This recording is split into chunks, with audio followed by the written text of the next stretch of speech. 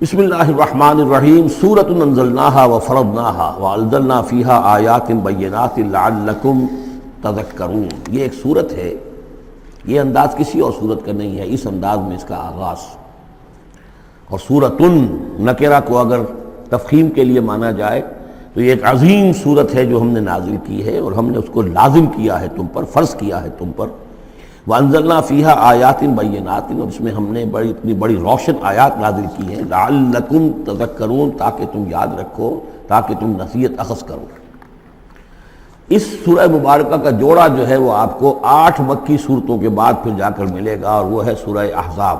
ان دونوں میں بڑی گہری مناسبت ہے، اور تقریباً حجم بھی برابر ہے، دونوں 9 رکوعوں پر مشتمل ہیں۔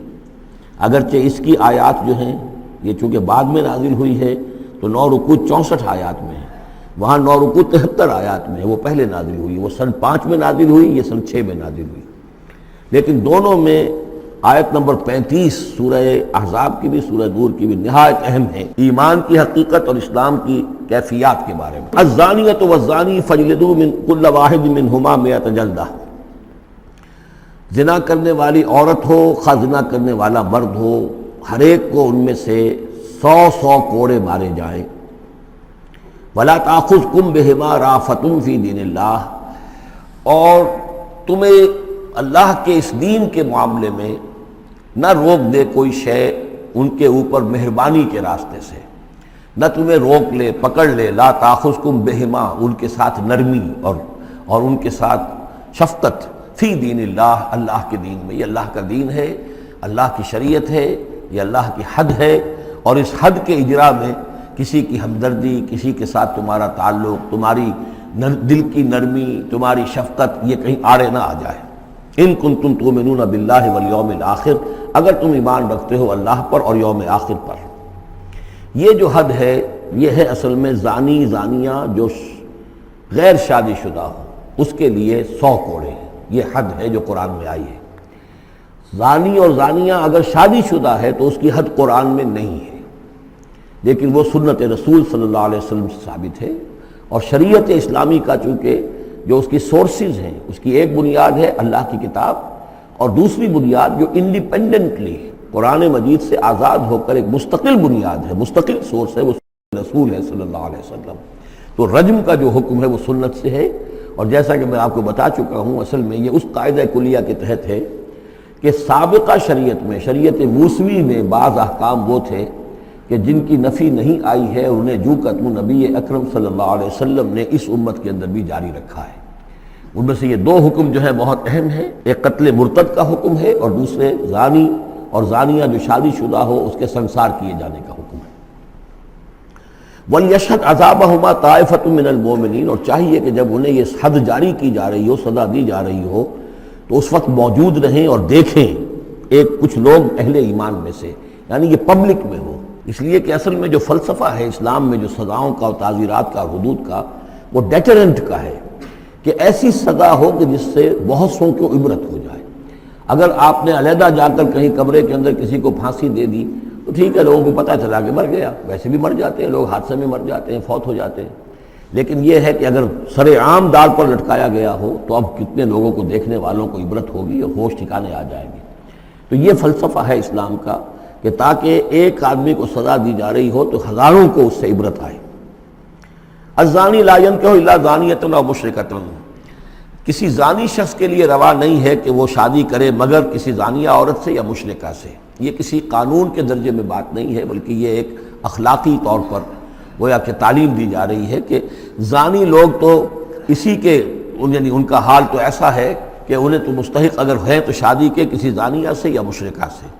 وَالزَّانِيَةُ لَا يَنكِحُهَا، اور زانی عورت ہو تو وہ بھی اس لائق نہیں ہے کہ اس سے کوئی نکاح کرے مگر صرف بدکار مرد یا مشرک۔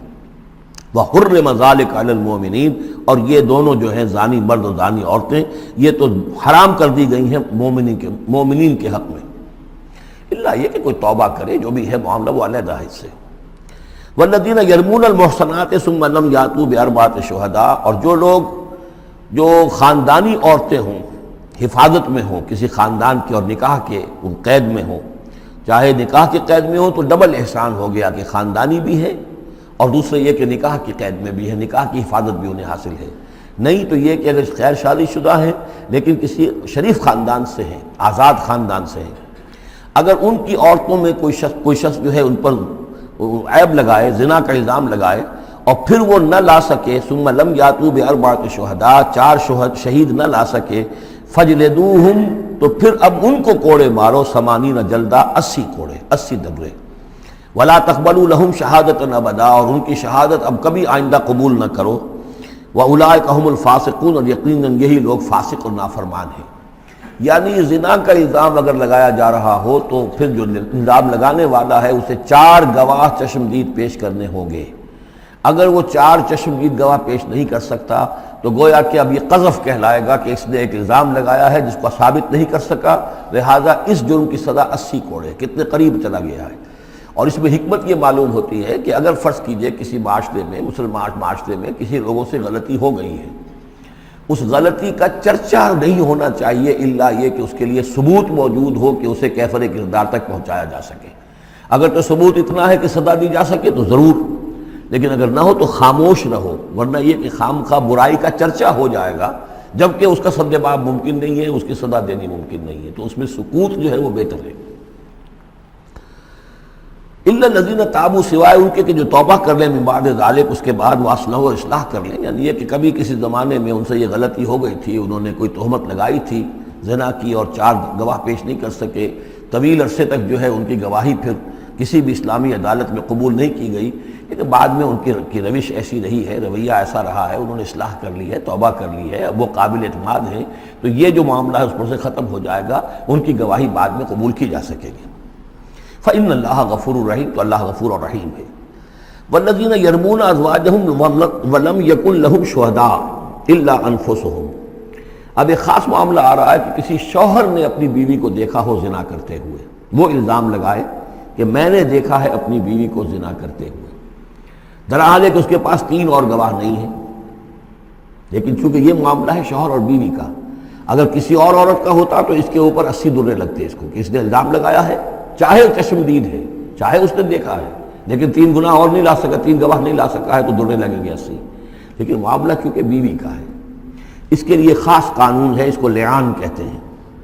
وہ یہ ہے کہ والذین یرمون ازواجہم، جو الزام لگائیں زنا کا اپنی بیویوں پر، ثم ولم یکن لہم شہداء، اور ان کے پاس گواہ موجود نہ ہو، الا انفسہم، سوائے ان کی اپنی جانوں کے، انہوں نے خود دیکھا ہے، فشہادۃ احدہم 4 شہادات باللہ، تو یہ ایک شخص کی گواہی بھی 4 گواہیاں شمار کی جائیں گی جبکہ وہ قسم کھائے اللہ کی، انہ لمن الصادقین، کہ وہ سچا ہے، حلفیہ بیان کرے۔ والخامسۃ، اور 5ویں بات یہ کہ وہ یہ کہے کہ ان لعنت اللہ علیہ ان کان من الکاذبین، کہ اگر میں جھوٹا ہوں تو مجھ پر اللہ کی لعنت ہو۔ 4 مرتبہ قسم کھا کر گواہی دینا گویا کہ وہ 4 گواہوں کی گواہی کے قائم مقام ہو جائے گا، جبکہ پھر وہ یہ بھی کہے کہ اگر میں جھوٹا ہوں تو اللہ کی لعنت مجھ پر ہو، لعنت اللہ علی الکاذبین ان کان من الکاذبین۔ وَيَدْرَؤُ عَنْهَا الْعَذَابُ، اب عورت کیا کرے گی جس کے اوپر اس کی بیوی جو ہے اس پر جو الزام لگایا گیا ہے، اگر وہ اس پر سے عذاب ٹل جائے گا، ٹل جائے گی سزا اور یہ حد عورت سے، ان تشہد 4 شہادات باللہ، کہ وہ بھی قسم 4 مرتبہ کھائے اللہ کی، انہ لمن الکاذبین، کہ یہ میرا شوہر جو مجھ پر الزام لگا رہا ہے جھوٹا ہے۔ والخامسۃ، اور 5ویں بات وہ یہ کہے ان غضب اللہ علیہا ان کان من الصادقین، کہ اگر میرا یہ شوہر اس الزام میں سچا ہے تو مجھ پر اللہ کا غضب آئے۔ اس انداز میں پھر یہ کہ عورت کے اوپر پھر حد جاری نہیں ہوگی، اور اگر شوہر کے 4 قسمیں کھا کر الزام لگانے اور پھر یہ کہ اللہ تعالیٰ کی لعنت اپنے اوپر طلب کرنے اگر جھوٹا ہو، اس کے بعد اگر بیوی خاموش رہتی ہے، وہ جوابی طور پر قسم نہیں کھاتی 4، اور نہ یہ کہتی ہے کہ اگر یہ سچا ہو تو مجھ پر اللہ کا غضب ہو، تو پھر اس پر حد جاری ہو جائے گی۔ لیکن اگر وہ بھی قسم کھا لے 4 قسمیں، اور یہ کہ ساتھ ہی یہ بھی کہے کہ اگر یہ سچا ہو اور واقعی اس کا الزام درست ہو مجھ پر، تو مجھ پر اللہ کا غضب نازل ہو جائے، تو پھر یہ کہ عذاب ٹل جائے گا، دنیا کی سزا اسے نہیں ملے گی۔ وَلَوْلَا فَضْلُ اللَّهِ عَلَيْكُمْ وَرَحْمَتُهُ، اور اگر اللہ کا فضل اور اس کی رحمت تمہارے شامل حال نہ ہوتی، وَأَنَّ اللَّهَ تَوَّابٌ رَحِيمٌ، تو گویا کہ یہاں پہ محذوف ہے کہ اگر اللہ کا فضل اور اس کی رحمت شامل حال نہ ہوتی تو تم بہت غلط راستے پر پڑ جاتے، تم کوئی بہت بڑا قدم اٹھا دیتے۔ وہ جو بھی واقعہ اب آگے آ رہا ہے یہ اس کے لیے تمہید ہے۔ وَأَنَّ اللَّهَ تَوَّابٌ حَكِيمٌ، یقیناً اللہ تعالیٰ بہت توبہ کو قبول فرمانے والا اور حکمت والا ہے۔ ان الذین جاؤوا بالافک عصبۃ منکم، جن لوگوں نے یہ طوفان اٹھایا ہے، جن لوگوں نے تہمت تراشی ہے حضرت عائشہ صدیقہ رضی اللہ تعالی عنہا پر، یہ تمہارے ہی ایک گروہ ہے، تم ہی میں سے ہیں۔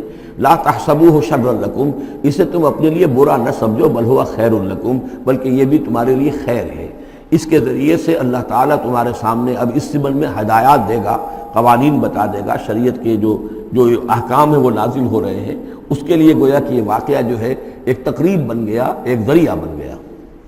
واقعہ اچھی طرح نوٹ کر لیجئے کہ غزوہ بنی مستلق میں حضور سن 6 کا ہے یہ واقعہ، ہجری کا تشریف لے گئے تھے۔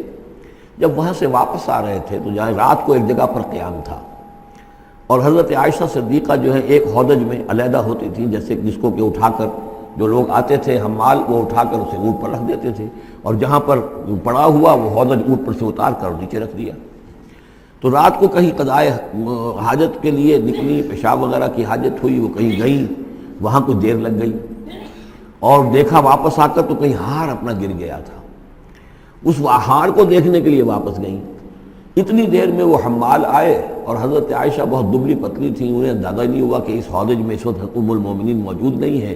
انہوں نے اٹھایا اور وہ کوچ کا وقت ہو گیا تھا، اونٹ کے اوپر رکھا اور قافلہ چل دیا۔ اب یہ آئیں واپس تو اب دیکھا کہ وہ تو قافلہ جا چکا، ہکا بکا کیا کریں، تنہا ہے، رات کا وقت ہے۔ اس وقت انہوں نے بڑی عقل مندی سے کام لیا کہ اب اگر میں قافلے کے پیچھے دوڑی چلی تو پتہ نہیں میں کسی غلط راستے پر مڑ جاؤں، اور پھر وہ تلاش بھی نہیں کر سکیں گے مجھے، تو بہتر یہ کہ میں یہیں پر بیٹھی رہوں، تاکہ انہیں جب بھی خیال ہوگا کہ اس ہودج کے اندر جو ہے ام المومنین عائشہ صدیقہ موجود نہیں ہے تو وہ تلاش میں پھر یہیں آئیں گے۔ تو وہاں بیٹھی ہوئی تھی، رات کا وقت تھا، نیند آ گئی، سو گئی، اس سے آپ کا چہرہ بھی کھل گیا۔ تو ایک صاحب تھے صحابہ میں سے صفوان ابن معطل، ان کی ڈیوٹی یہ ہوتی تھی کہ وہ لشکر کے پیچھے پیچھے چلتے تھے۔ لشکر چل رہا ہے تو ذرا فاصلے سے کہ کہیں کوئی گری پڑی چیز رہ گئی ہو، کہیں کوئی بیمار ہو وہ چل نہ پایا ہو لشکر کے ساتھ اور رہ گیا ہو پیچھے، تو پیچھے وہ دیکھ بھال کرتے ہوئے تھے۔ انہیں دور سے نظر آیا کہ یہاں کوئی شے پڑی ہوئی ہے، گٹھڑی سی پڑی ہے کوئی، تو جا کر دیکھا، حضرت عائشہ کو پہچان لیا، اور وہ کہتے ہیں کہ میں نے اس لیے پہچان لیا کہ حجاب کی آیت کے نازل ہونے سے پہلے میں نے انہیں دیکھا تھا۔ حجاب کی آیت نازل ہوئی ہے سورہ احزاب میں، سورہ احزاب 1 سال پہلے نازل ہو چکی ہے، تو جب تک حجاب کی آیت نہیں آئی تھی، ظاہر بات ہے کہ وہاں پردہ نہیں تھا، کوئی نقاب نہیں اوڑھتی تھی خواتین، اور نہ امہات المومنین، لہذا پہچانتے تھے۔ تو وہ چونکہ چہرہ کھلا ہوا تھا ام المومنین کا، تو انہوں نے کہا انا للہ و انا الیہ راجعون، یہ الفاظ جو کہے تو حضرت عائشہ کی آنکھ کھل گئی، اور وہ پھر اٹھ کر بیٹھی، انہوں نے اپنا کپڑا درست کیا، لیکن پھر انہوں نے یہ کیا صفوان ابن معطل نے کہ اپنا اونٹ بٹھا دیا خاموشی کے ساتھ، حضرت عائشہ اس پر سوار ہو گئیں، اور وہ آگے اس کی وہ نکیل پکڑ کر وہ چلتے گئے اور قافلے میں پہنچ گئے۔ وہاں عبداللہ ابن ابی نے شور مچا دیا کہ خدا کی قسم تمہارے نبی کی یہ بیوی جو بچ کر نہیں آئی ہے، مطلب یہ کہ یہ تو اب یہ معاملہ جو رہا ہے، تنہائی رہی ہے، علیحدہ رہے ہیں، تو گویا کہ زنا کا معاملہ ہو گیا ہے۔ یہ اس کی جو بھی اس کی گندی سوچ تھی، ظاہر بات ہے کہ مکھی تو گندگی پر بیٹھتی ہے، اس کو تلاش رہتی ہے گندگی کی، اس کے لیے تو یہ ایک موقع مل گیا اسکینڈل اٹھانے کا۔ یہ اسکینڈل بڑھتے بڑھتے ایک طوفان بن گیا، اور اس میں بعض جو ہیں بہت ہی مخلص لوگ بھی، حضرت حسان ابن ثابت رضی اللہ تعالیٰ عنہ جو دربار نبوی کے گویا کہ سرکاری شاعر تھے، ان کا بھی معاملہ اس کے اندر ایسا ہو گیا کہ وہ بھی ملوث ہو گئے۔ تو یہ ہے واقعہ افک کا۔ لیکن اس کے بعد قرآن مجید میں پھر یہ آیات نازل ہوئیں، اللہ تعالیٰ نے برات کر دی، اور پھر یہ کہ ان کی پاک دامنی اور پاک بازی جو ہے وہ ثابت ہو گئی، اور اس کے بعد یہ معاملہ رفع دفع ہو گیا۔ ان الذين جاءوا بالافك عصبة منكم لا تحسبوه شرا لكم بل هو خير لكم لكل امرئ منهم ما اكتسب من الاثم، اس میں جس شخص نے بھی جو گناہ کمایا ہے وہ اس کو مل جائے گا، اس کے حصے میں درج ہو جائے گا۔ والذي تولى كبره، اور جس نے اس کا سب سے بڑا حصہ وصول کیا، یہ ہے عبداللہ ابن ابی، جس نے اسکینڈل اٹھایا اور اسے بڑی قوت کے ساتھ، شدت کے ساتھ پھیلایا۔ والذي تولى كبره منهم له عذاب عظیم، اس کے لیے تو پھر بہت بڑا عذاب ہے۔ لولا اذ سمعتموہ، مسلمانوں تمہیں کیا ہو گیا، کیوں نہ ایسا ہوا کہ جب تم نے یہ سنا تھا، ظن المؤمنون والمؤمنات بانفسہم خیرا، تو مومن مرد اور مومن عورتیں اپنے بارے میں اچھا گمان کرتی، یعنی یہ کہ حضرت عائشہ کے بارے میں ان کے بارے یہ گمان ہونا چاہیے تھا، انہیں فوراً کہہ دینا چاہیے تھا، وقالوا ھذا افک مبین، اور وہ کہتے فوراً کہ یہ تو کوئی بہت بڑی تہمت ہے۔ لولا جاؤ علیہ باربعۃ شہداء، کیوں نہیں وہ لے کر آئے 4 گواہ، اگر تو ان کے پاس گواہ تھے یہ بات کہنے کے لیے تب تو زبان کھولنی چاہیے تھی، اگر 4 گواہ نہیں تھے تو انہیں زبان بند رکھنی چاہیے تھی۔ فَإِذْ لَمْ تَأْتُوا بِالشُّهَدَاءِ، اس لیے کہ یہ 4 گواہوں والی آیت جو ہے یہ سورہ نساء میں اتر چکی تھی، سورہ نساء سن 4 میں آ چکی ہے۔ وہ ابتدائی احکام جو تھے کہ 4 گواہ ہونے چاہیے اس معاملے کے اندر، یہ آیت سورہ نساء میں آ چکی ہے۔ تو فرمایا کہ یہ کیوں نہیں 4 گواہ لے کر آئے؟ فَإِذْ لَمْ تَأْتُوا بِالشُّهَدَاءِ، اگر وہ 4 گواہ نہیں لا سکے فَأُولَٰئِكَ عِندَ اللَّهِ هُمُ الْكَاذِبُونَ، تو یقیناً اللہ کے نزدیک اور قانون اسلامی کے نزدیک پھر وہی جھوٹے ہیں۔ وَلَوْلَا فَضْلُ اللَّهِ عَلَيْكُمْ وَرَحْمَتُهُ، اور اگر نہ ہوتا اللہ کا فضل اور اس کی رحمت تمہارے شامل حال فی الدنیا والآخرہ، دنیا میں اور آخرت میں بھی، لَمَسَّكُمْ فِيمَا أَفَضْتُمْ، تو تم پر پڑتی اس چیز پر کہ جس کا چرچا تم نے کیا ہے، عذاب عظیم، بہت بڑا عذاب۔ اس تلقونہ بألسنتکم، یہ اصل میں انسانوں کی ایک عام کمزوری ہوتی ہے، اس طرح کی بات جو ہے بس ادھر سے سنی ادھر بیان کر دی، ادھر سے آگے بیان ہو گئی، جنگل کی آگ کی طرح اس قسم کی خبریں جو ہیں وہ پھیل جاتی ہیں۔ اس تلقونہ بألسنتکم، جبکہ تم اسے لے رہے تھے اپنی زبانوں سے، یعنی یہ کہ ایک زبان سے دوسری زبان کو، اور زبان سے نکلی اور کوٹھے چڑھی والی جو ایک کہاوت ہمارے ہاں ہے، اس طریقے سے آسانی سے وہ بات پھیلتی چلی گئی۔ وَتَقُولُونَ بِأَفْوَاهِكُمْ، اور تم کہہ رہے تھے اپنے منہوں سے مَا لَيْسَ لَكُمْ بِهِ علم، جس کے لیے تمہارے پاس کوئی علم نہیں تھا، کوئی دلیل نہیں تھی، کوئی بنیاد نہیں تھی، کوئی گواہی نہیں تھی، کوئی معلومات کی کوئی سورسز نہیں تھی۔ وَتَحْسَبُونَهُ هَيِّنًا، اور تم اسے سمجھ رہے تھے کہ بہت ہلکی بات ہے، معمولی سی بات ہے۔ وَهُوَ عِندَ اللَّهِ عَظِيمٌ، جبکہ یہ اللہ کے نزدیک بہت بڑی بات ہے۔ کسی پر بھی، کسی مسلمان خاتون پر بھی اس طرح کی تہمت لگا دینا بہت بڑی بات ہے۔ کجا یہ کہ بازی بارش بابا ہم بازی، کہ ام المومنین عائشہ صدیقہ رضی اللہ تعالی عنہ زوج رسول صلی اللہ علیہ وسلم، اور یہ چیز جو ہے بہت بڑی ہے۔ وَلَوْلَا إِذْ سَمِعْتُمُوهُ قُلْتُم مَّا يَكُونُ لَنَا أَن نَّتَكَلَّمَ بِهَٰذَا، کیوں نہ ایسا ہوا کہ جب تم نے یہ سنا تھا تو تم کہتے کہ ہمارے لیے بالکل جائز نہیں ہے کہ ہم یہ بات زبان سے نکالیں۔ سبحانک، اللہ تو پاک ہے، ھذا بہتان عظیم، یقیناً یہ بہت بڑا بہتان ہے۔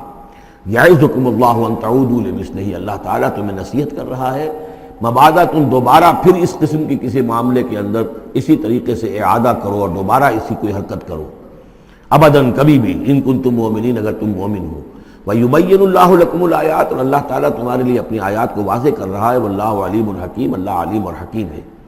ان الذین یحبون ان تشیع الفاحشۃ فی الذین آمنوا لہم عذاب علیم، بے شک وہ لوگ جو یہ چاہتے ہیں کہ اہل ایمان میں بے حیائی کا چرچا ہو جائے تو ان لوگوں کے لیے بہت دردناک عذاب ہے۔ ایک تو یہ کہ بے حیائی پھیل جائے، تشیع الفاحشہ شائع ہو جائے، بے حیائی عام ہو جائے، جو لوگ اس کے لیے، اب ظاہر بات ہے کہ آج کل تو کاروبار کے لیے، اپنے اخبار بیچنے کے لیے، اس کی جو ہے اشاعت بڑھانے کے لیے نئی سے نئی قسم کی رنگین تصویریں شائع کی جا رہی ہیں، یہ سارا کچھ ہو رہا ہے۔ کسی شے کا اشتہار دینا ہو، عورت کی تصویر ساتھ ہوگی، یہ سارا کچھ جو ہو رہا ہے، تو یہ لوگ کون ہیں کہ جو اس بے حیائی کو، بے پردگی کو یہ در حقیقت اس معاشرے میں پھیلا رہے ہیں؟ تو وہ لوگ کہ جو چاہتے ہیں کہ معاشرے کے اندر بے حیائی پھیلے، اور ایک اس کا مفہوم یہ بھی ہے کہ اگر کہیں ایسی کوئی غلط حرکت ہوئی ہے اور اس کا چرچا ہو گیا، یہ آج ہمارے اخبارات کے اندر بہت بڑے پیمانے پر ہو رہا ہے، یہ اسکینڈلز شائع کر دیتے ہیں۔ اب وہ بات صحیح بھی ہے یا نہیں، غلط ہے تب بھی، لیکن ایک بات ہے اس کا چرچا ہو گیا، پورے دنیا کے اندر پہنچ گئی۔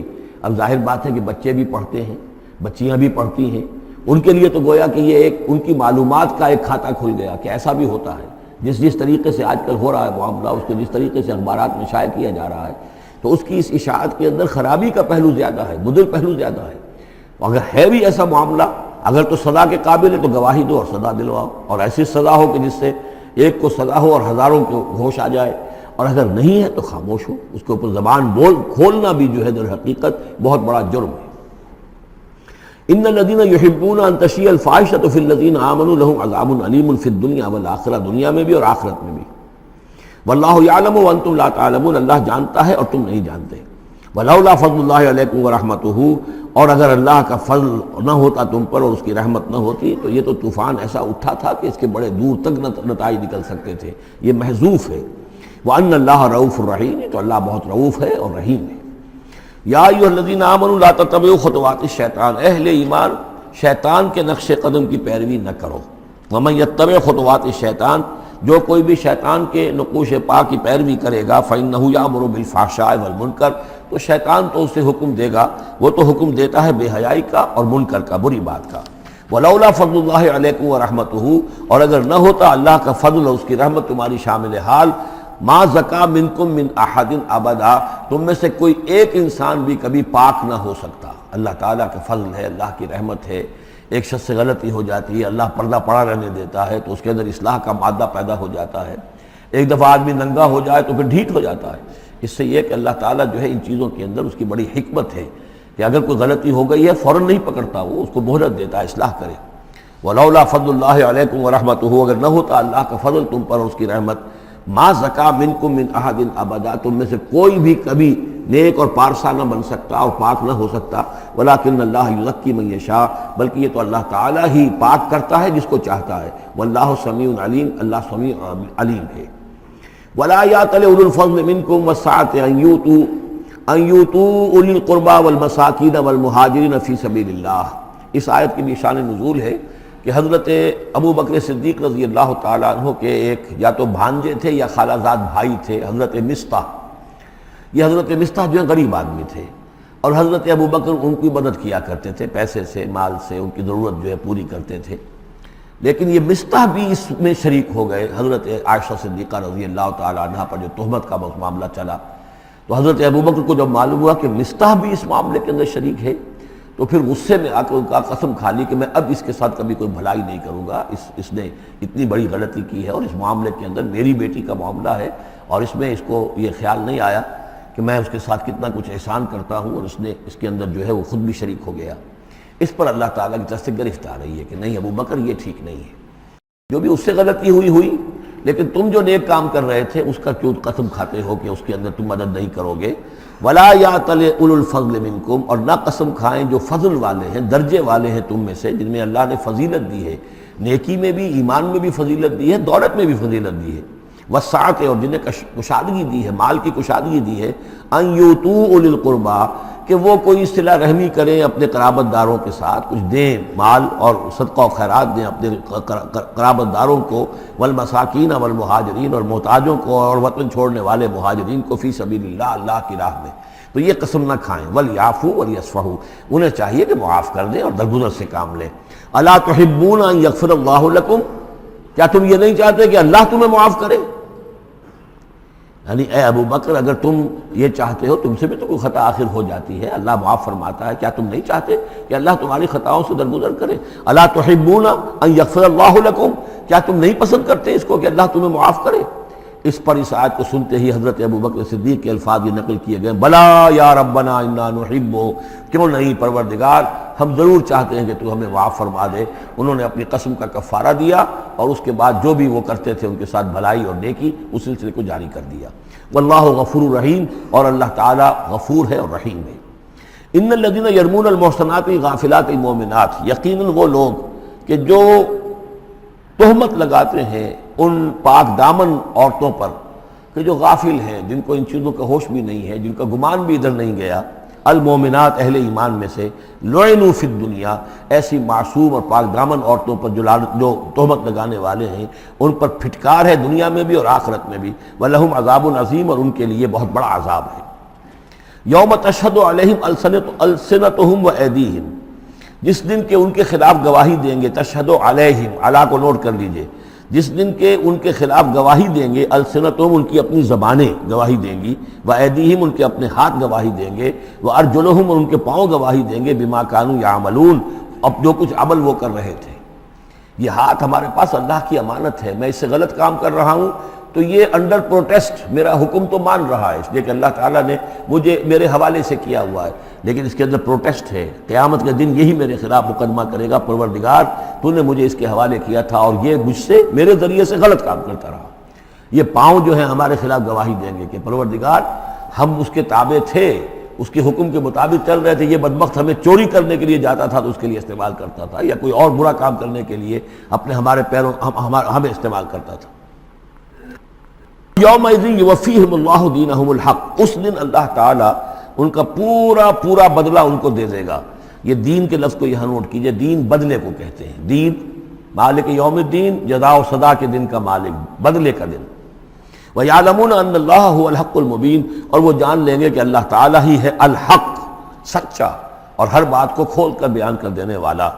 الخبیثات للخبیثین والخبیثون للخبیثات، ناپاک عورتیں ناپاک مردوں کے لیے ہیں اور ناپاک مرد ناپاک عورتوں کے لیے ہیں، اور طیبات والطیبات للطیبین والطیبون للطیبات، اور ستھرے اور پاک باز جو خواتین ہیں وہ پاک باز مردوں کے لیے ہیں، اور پاک باز جو مرد ہیں وہ پاک دامن خواتین کے لیے ہیں۔ اولئک مبرؤون مما یقولون، یہ لوگ بری ہیں ان چیزوں سے کہ جو لوگ کہتے ہیں۔ لہم مغفرۃ و رزق کریم، ان کے لیے مغفرت ہے اور رزق کریم ہے۔ یہ دونوں آیات جو ہیں در حقیقت اخلاقی تعلیم کی نوعیت کی ہیں، کہ اتنی اخلاقی حس معاشرے کے اندر رہے کہ جس کے ساتھ کوئی بدنامی کا معاملہ ہو جائے پھر وہ خود محسوس کرے کہ میں آئسولیٹ ہو کر رہ گیا ہوں یا رہ گئی ہوں اس معاشرے کے اندر، یہ معاشرے کے اندر یہ عام روش پیدا ہو جائے۔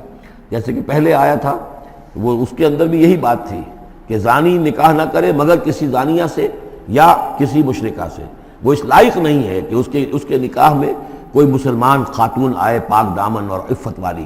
اس طرح زانیہ جو ہے اس سے کوئی نکاح نہ کرے سوائے مشرک کے، یہ قانونی چیزیں نہیں ہیں، جیسا کہ میں نے عرض کیا یہ اخلاقی، تاکہ ایک نفرت پیدا ہو زنا سے، بدکاری سے۔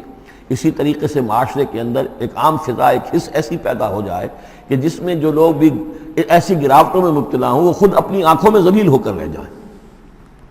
یا ایھا الذین آمنوا لا تدخلوا بیوتا غیر بیوتکم حتی تستأنسوا، اب اس حوالے سے بہت سے جو احکام آ رہے ہیں، یہ سورہ نور اور سورہ احزاب ان دونوں میں معاشرتی احکامات ہیں۔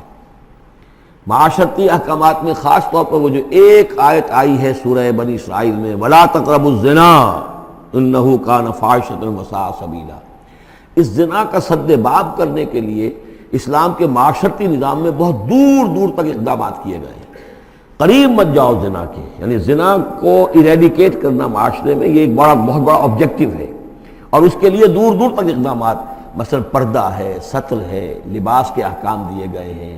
معاشرہ جو ہے ہمارا جو ہے وہ مکسڈ سوسائٹی نہ ہو، مخلوط معاشرہ نہ ہو، مردوں کی ذمہ داریاں علیحدہ ہیں، عورتوں کی علیحدہ ہیں، معاشرہ جو ہے سیگریگیٹڈ ہو، مردوں اور عورتوں کے درمیان اختلاط نہ ہو۔ یہ ساری چیزیں کس کے لیے ہیں؟ یہ اسی لیے ہے کہ یہ در حقیقت اس قدر شدید کشش ہے مرد اور عورت کے اندر، یہ اللہ نے جو دو جنسیں بنائی ہیں، اور اس میں یقیناً جو سیکس کا معاملہ اتنا پورٹنٹ موٹیو ہے کہ اس کو اگر پوری طریقے سے جیسے گھوڑا بہت منہ زور ہو تو اسے بہت باندھ کر رکھنا پڑے گا اور بڑا اس کو کنٹرول کرنے کے لیے محنت کی ضرورت ہے، اسی طریقے سے اس سیکس کو ڈسپلن کرنا اور صحیح انداز میں اس کو جو ہے ہارنس کرنا، اور اس کے لیے یہ ہے کہ غلط راستوں سے اس کو بچانا، اس کے لیے بڑے دور دور تک احکام دیے گئے، اور یہ پورا معاشرتی نظام اسلام کا اسی بنیاد پہ اب قائم ہے۔ اب اسی میں سے مثلاً یہ گھر کی پرائیویسی بھی ہے، ایک گھر ہے، گھر میں ایک شوہر ہے، اس کی بیوی ہے، اب آپ فوراً چلے گئے سیدھے گھر کے اندر، نہیں، اے اہل ایمان مت داخل ہوا کرو گھروں میں اپنے گھروں کے سوا، حتیٰ تستانسوا، یہاں تک کہ بول چال کر لو، اجازت لے لو، وتسلموا علی اہلہا، اور اذن لینے کی اس وقت جو ہوتی تھی شکل وہ یہی کہ جا کر دروازے پر کہو السلام علیکم، معلوم ہوا کہ کوئی صاحب ہیں کہ جو آئے ہیں ملنا چاہتے ہیں اور اندر آنا چاہتے ہیں۔ اب اس کے بعد یہ کہ وہ اپنی آئیڈینٹی دیں اور پھر ان کو آنے کی اجازت دی جائے، یہ نہیں کہ بے دھڑک چلے جا رہے ہیں۔ ذالکم خیر لکم لعلکم تذکرون، یہی تمہارے لیے بہتر ہے تاکہ تم نصیحت حاصل کرو۔ فإن لم تجدوا فیہا احدا فلا تدخلوها، اگر اس گھر میں کوئی نہ ہو تو پھر اس میں داخل مت ہو، حتیٰ یؤذن لکم، یہاں تک کہ تمہیں اجازت دی جائے۔ جو گھر کا مالک ہے وہ اگر اجازت دے کہ ہاں میرا گھر اس وقت خالی ہے تم اس میں جا سکتے ہو، ورنہ یہ کہ خالی گھر کے اندر جہاں کوئی نہیں ہے داخلے کی اجازت نہیں ہے۔ وَإِن قِيلَ لَكُمْ، اور اگر کہا جائے تم سے ارجعوا، چلے جاؤ، لوٹ جاؤ، اس وقت میں ملنے کے لیے تیار نہیں ہوں یا میں اپنی کسی مشغولیت میں ہوں، فارجعوا، تو لوٹ جاؤ۔ اب دیکھیے یہ آداب ہیں۔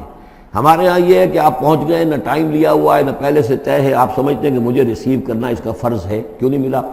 اس نے انکار کر دیا تو اس کا مطلب یہ کہ بڑا متکبر ہے اور بہت یہ جو ہے شخص جو ہے، یہ نہیں۔ اگر تو آپ وقت طے کر کے گئے ہیں تو اس کا فرض ہے کہ وہ آپ کو ریسیو کرے اور آپ کو وقت دے، لیکن اگر آپ اچانک چلے گئے ہیں تو آپ کو اس کی پرائیویسی پر آپ جو ہے حملہ آور نہیں ہو سکتے۔ وہ اپنے کس کام میں ہے، کس مشغولیت میں ہے، اس کی کیا اہمیت ہے، آپ تو اس کو نہیں جانتے۔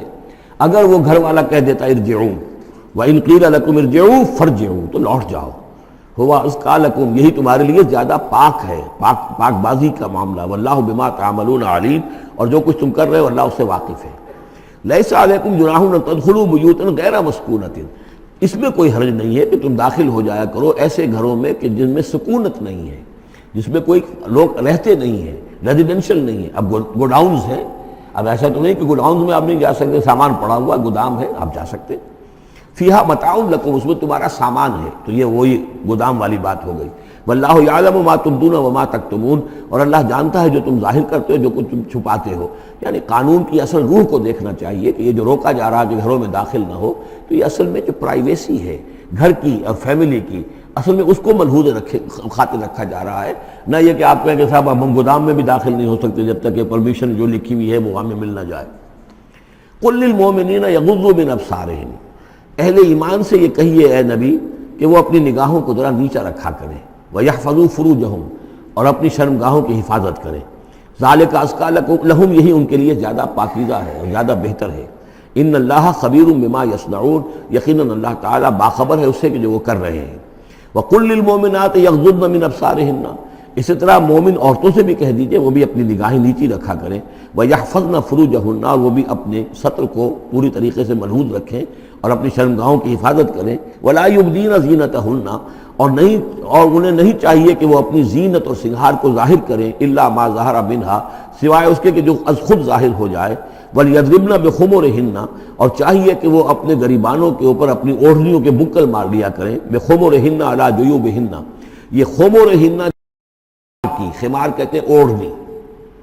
ایک دوسرا لفظ جو ہے وہ آئے گا سورہ احزاب میں، ان دونوں الفاظ کو علیحدہ علیحدہ رکھیے۔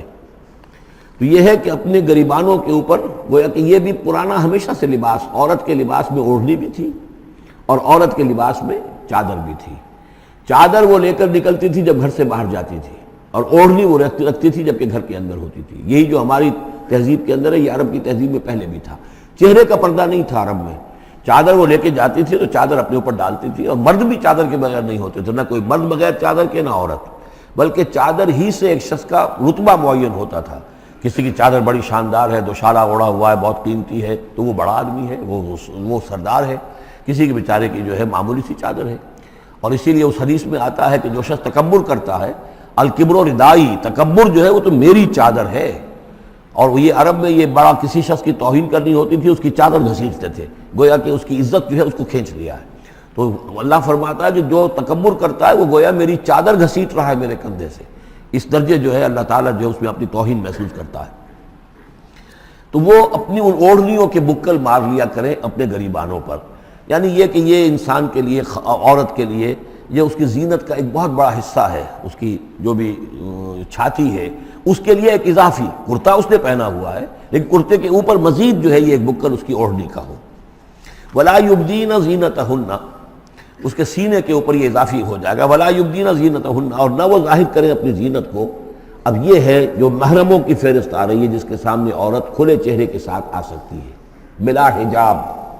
اور یہ اتنی طویل فہرست جو دی گئی ہے، آخر سوچنا چاہیے کہ اللہ تعالیٰ نے یوں ہی ایکسرسائز ان فیوٹیلٹی تو نہیں کی ہے۔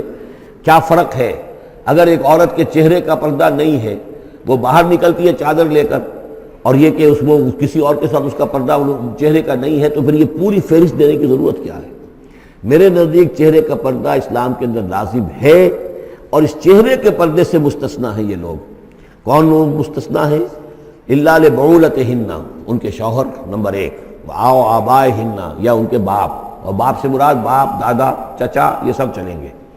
او آبائے بعولتہن، یا ان کے شوہروں کے باپ، او ابنائہن، یا ان کے اپنے بیٹے، او ابنائے بعولتہن، یا ان کے شوہروں کے بیٹے، یعنی ان کے شوہروں کی کسی اور بیوی سے اولاد ہے، بیٹے ہیں، تو وہ بھی محرم ہیں، وہ نامحرم نہیں ہے۔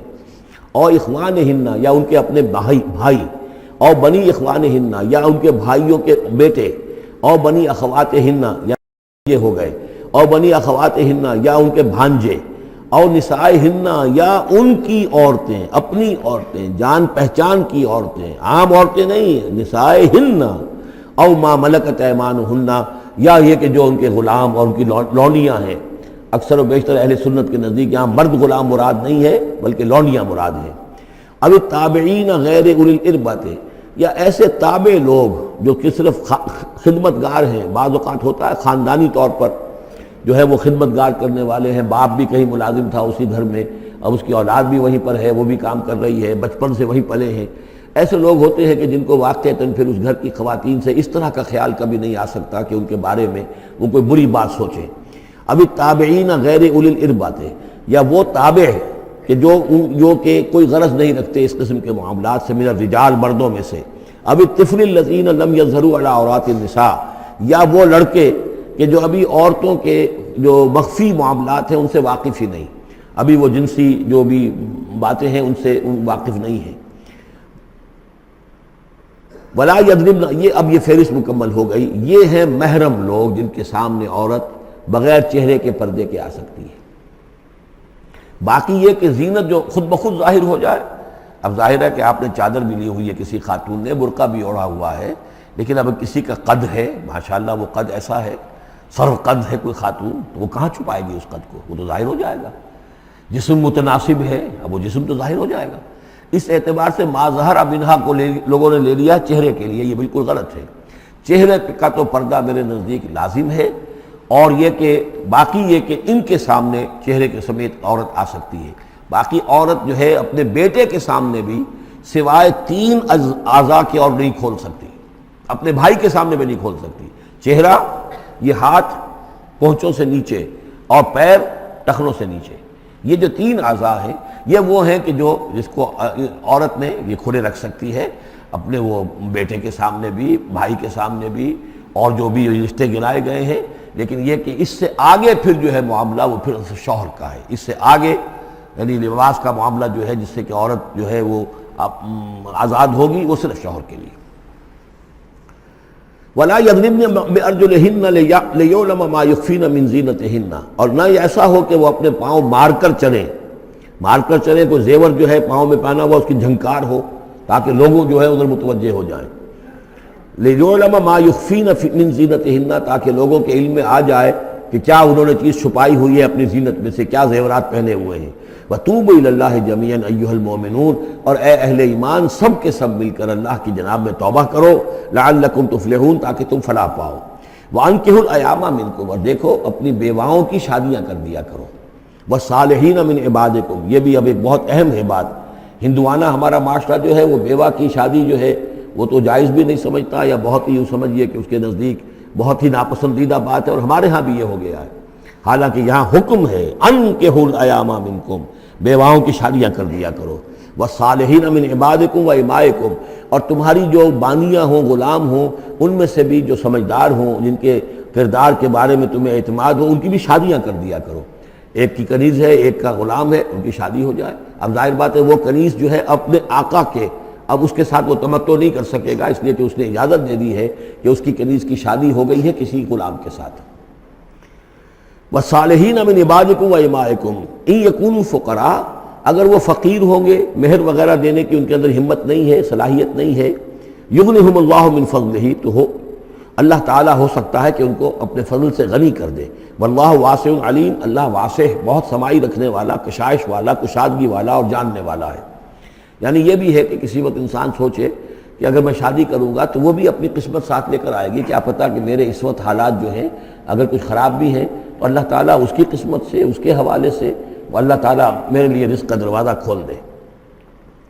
وَلْيَسْتَعْفِفِ الَّذِينَ لَا يَجِدُونَ نِكَاحًا، اور جو لوگ نکاح کی قدرت بالکل نہ رکھتے ہوں، شادی کر ہی نہ سکتے ہوں، کچھ بھی نہ ہو ان کے پاس، نہ کوئی گھر ہو جس میں کہ اپنی بیوی کو رکھ سکیں، نہ کوئی نان نفقے کا سامان ہو، نہ کوئی مہر دے سکیں، وَلْيَسْتَعْفِفْ، تو انہیں چاہیے کہ وہ اپنی عفت کی حفاظت کریں، پوری طریقے سے اپنے اس جو جنسی جذبے کو کنٹرول کریں۔ الَّذِينَ لَا يَجِدُونَ نِكَاحًا حَتَّى يُغْنِيَهُمُ اللَّهُ مِنْ فَضْلِهِ، یہاں تک کہ اللہ تعالیٰ انہیں اپنے فضل سے غنی کر دے۔ وَالَّذِينَ يَبْتَغُونَ الْكِتَابَ مِمَّا مَلَكَتْ أَيْمَانُكُمْ فَكَاتِبُوهُمْ، اور تمہارے غلاموں میں سے جو تمہارے ساتھ چاہیں مکاتبت کرنا۔ یہ مکاتبت کا قاعدہ یہ تھا کہ غلام یہ طے کرتا تھا کہ جناب میں آپ کو اتنے لاکھ درہم دے دوں گا، اتنی مدت کے اندر اندر آپ مجھے آزاد کر دیجئے، تو یہ معاہدہ ہو گیا، اب وہ آزاد ہو گیا۔ لیکن آزادی اسی میں ہے کہ اسے وہ رقم اتنی عرصے کے اندر ادا کرنی ہے، اب وہ کمائے گا، محنت کرے گا، کوشش کرے گا اور وہ رقم ادا کر دے گا۔ یہ مکاتبت تھی۔ تو جو بھی تمہارے غلاموں میں سے مکاتبت چاہیں، مما ملکت ایمانکم فکاتبوہم، تو یہ مکاتبت کر لیا کرو۔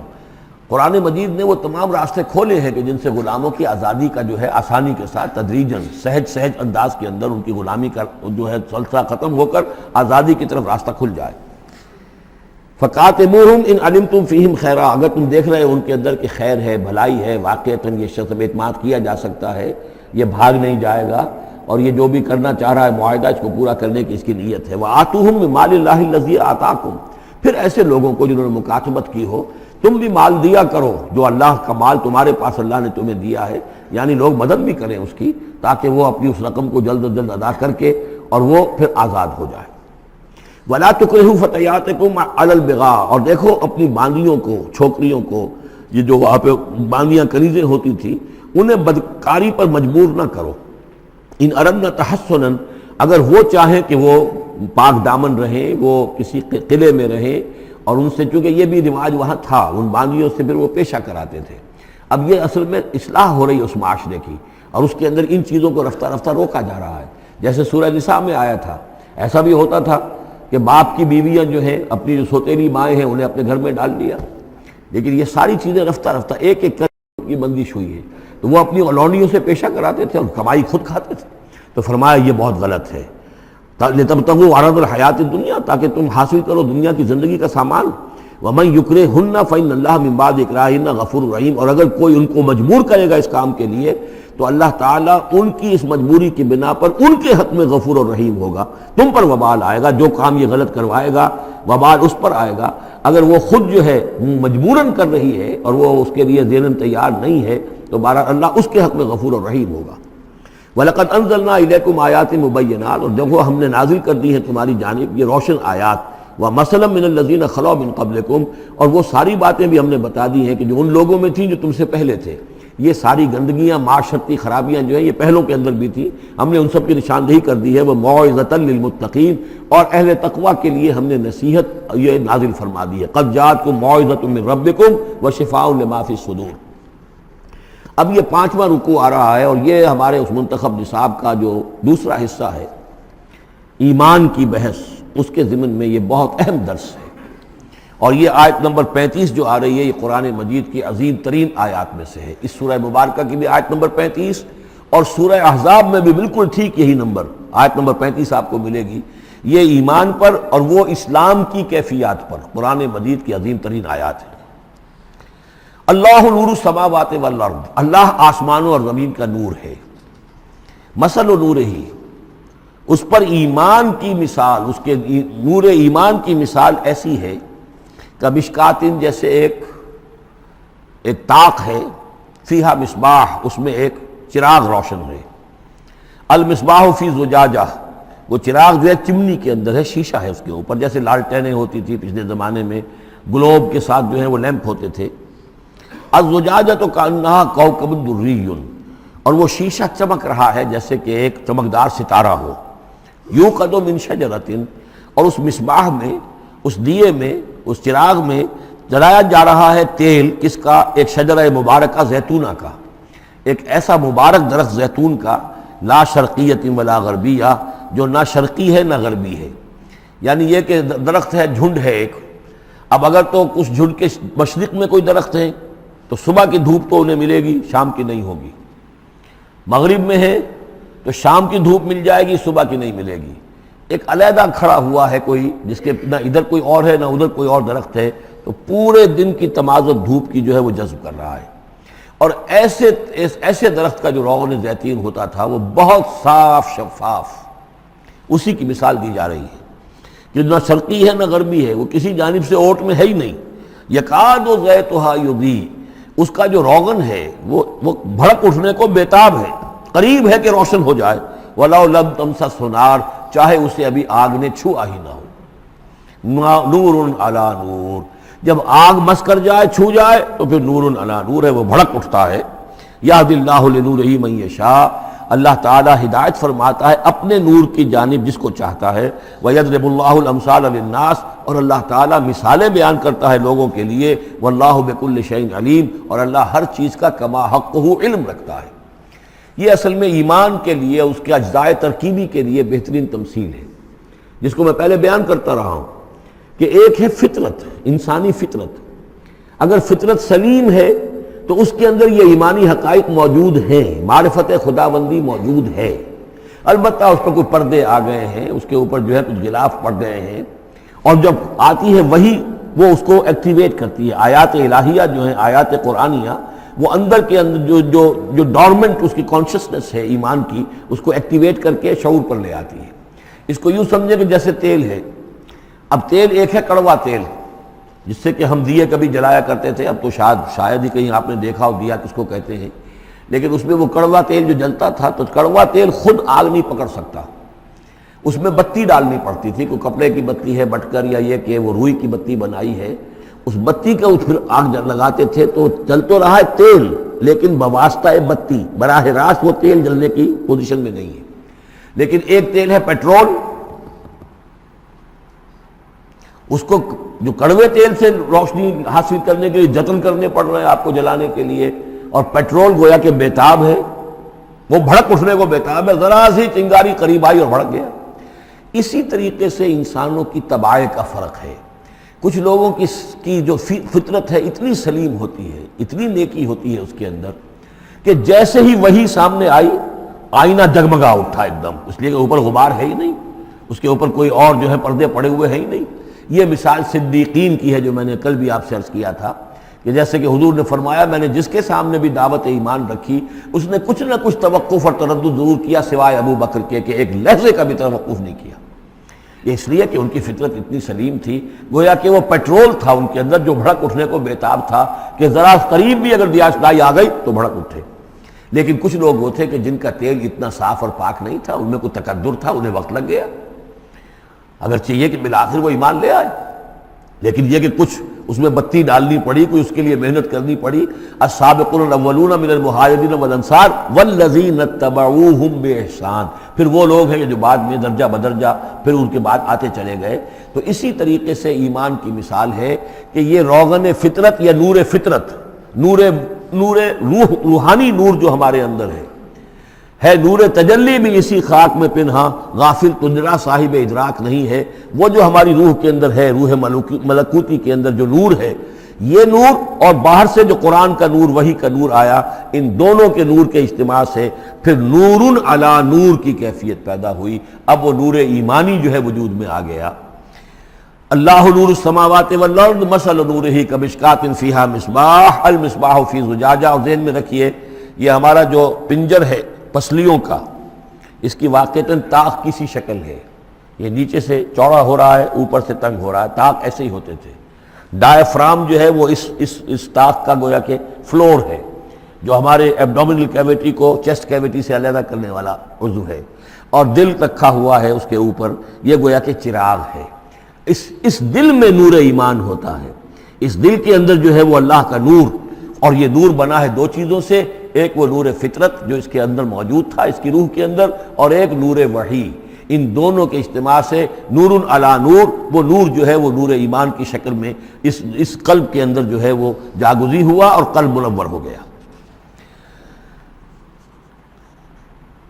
المصباح فی زجاجہ، الزجاجۃ کأنہا کوکب دری یوقد من شجرۃ مبارکۃ زیتونۃ لا شرقیۃ ولا غربیہ یکاد زیتها یضیء ولو لم تمسسہ نار نور علی نور یہدی اللہ لنورہ من یشاء۔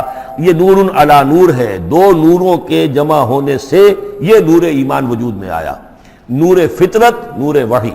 اور اللہ تعالیٰ ہدایت دیتا ہے اپنے نور کی جس کو چاہتا ہے، اور اللہ یہ مثالیں لوگوں کے لیے بیان کرتا ہے۔ باقی اللہ کو تو ہر شے کا کما حقہ علم ہے، مثال کی ضرورت انسانوں کے لیے ہے کہ جو ان لطیف حقائق کو ایسے ہی خود نہیں سمجھ سکتے۔ اب جن لوگوں کے دلوں میں یہ نور ایمان پیدا ہو جاتا ہے، ان کی ایک جھلک دکھائی جا رہی ہے کہ ان کی شخصیت، ان کی زندگی کی دلچسپیاں کیا ہوتی ہیں۔ فی بیوت اذن اللہ ان ترفع ویذکر فیہا اسمہ، ان گھروں میں جن کا کہ اللہ نے حکم دیا کہ انہیں بلند کیا جائے، یعنی مساجد۔ بلند کرنے سے مطلب یہ ہے کہ ان کو نمایاں بنایا جائے۔ ہر مسلمان آبادی میں معلوم ہو کہ مسجد ایک نمایاں شے ہے، یہ ضروری نہیں کہ اس کی ڈیکوریشن ہو، اس کے اوپر جو ہے خام خواہ تکلفات میں پیسے خرچ کیے جائیں، لیکن یہ کہ ایک تو یہ کہ وہ نمایاں ہونی چاہیے، معلوم ہو کہ اس آبادی کا مرکز یہ ہے۔ نمبر دو یہ ہے کہ ترفع، اس کو ہر طریقے سے، ہر معنوی گندگی سے بھی پاک رکھا جائے۔ وَيُذْكَرَ فِيهَا اسْمُهُ، اور اس میں اس کا نام لیا جائے، يُسَبِّحُ لَهُ فِيهَا بِالْغُدُوِّ وَالْآصَالِ، یہ جو صاحب ایمان لوگ ہیں جن کے دلوں میں ایمان کی قندیلیں روشن ہیں، یہ تسبیح کرتے ہیں اللہ کی ان گھروں کے اندر صبح کے وقت بھی اور شام کے وقت بھی۔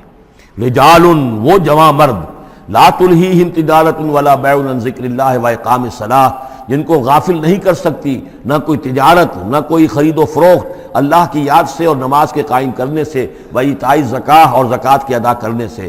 یخافون یومن، یہ سب کچھ کر کے بھی وہ ڈرتے رہتے ہیں، لرزاں و ترساں رہتے ہیں، کانپتے رہتے ہیں اس دن کے تصور سے، تتقلب فیہ القلوب والابصار، جس میں کہ دل بھی الٹ جائیں گے اور نگاہیں بھی الٹ جائیں گی۔ لیجزیہم اللہ احسن ما عملوا، تاکہ اللہ تعالیٰ ان کو بدلے میں دے بہترین جزا ان کے اعمال کی، ویزیدہم من فضلہ، اور اضافہ کرے اپنی طرف سے اپنے فضل میں سے۔ واللہ یرزق من یشاء بغیر حساب، اور اللہ تعالیٰ چاہتا ہے دیتا ہے جس کو چاہتا ہے بغیر حساب۔ اللہم ربنا اجعلنا منہم، یہ تو مومن صادق کے لیے ایمان ان کے دلوں میں ہے، اس کی تمثیل یہ ہے، اور ان کے کردار کی جھلک یہ ہے۔ اب ایک ہے بین بین کے لوگ، ایمان تو نہیں ہے لیکن کچھ نہ کچھ نیکی کے کام کرتے ہیں، کچھ اپنے دل کی تسلی کے لیے، کچھ اپنے ضمیر کو مطمئن کرنے کے لیے۔ ان کی نیکی حقیقی نیکی نہیں ہے، وہ لیس البر ان تولوا وجوہکم قبل المشرق والمغرب، اس آیت کو ذہن میں رکھیے۔ والذین کفروا، اور جو لوگ ایمان سے تہی ہیں، محروم ہیں، کافر ہیں، ان کی نیکیاں، ان کے اعمال کیا ہیں؟ کسراب، جیسے ریت ہو، سراب ہو، بقیعۃ، ایک چٹیل میدان میں، یحسبہ الظمآن ماء، پیاسا سمجھتا ہے کہ پانی ہے، حتی اذا جاءہ، یہاں تک کہ وہ جب وہاں پہ گھسٹ کر بھی پہنچتا ہے تو معلوم ہوتا ہے لم یجدہ شیئا، کچھ نہیں پاتا وہاں پر، ووجد اللہ عندہ، اور اللہ کو پاتا ہے وہاں موجود، فوفاہ حسابہ، تو اللہ تعالیٰ اس کا حساب اسے پورا چکا دیتا ہے۔ واللہ سریع الحساب، اور اللہ جو ہے حساب چکانے میں دیر نہیں لگاتا۔ یعنی یہ جو نیکیاں ہوتی، جھوٹی نیکیاں، ملمے کی نیکیاں، حقیقی ایمان نہیں ہے، ایمان باللہ نہیں ہے، ایمان بالآخرت نہیں ہے، لیکن یوں ہی کچھ نہ کچھ نیکیاں ہیں، کچھ خدمت خلق کے کام ہے، اس طرح کی چیزیں اللہ کی نگاہ میں ان کی کوئی وقت نہیں۔ اس کے لیے پہلے ایک مثال سورہ ابراہیم میں آ چکی ہے، دوسری مثال یہ کہ یہ نیکیاں سراب کے مانند ہیں، جنہیں پیاسا سمجھتا ہے کہ یہ پانی ہے، حقیقت میں پانی نہیں ہے۔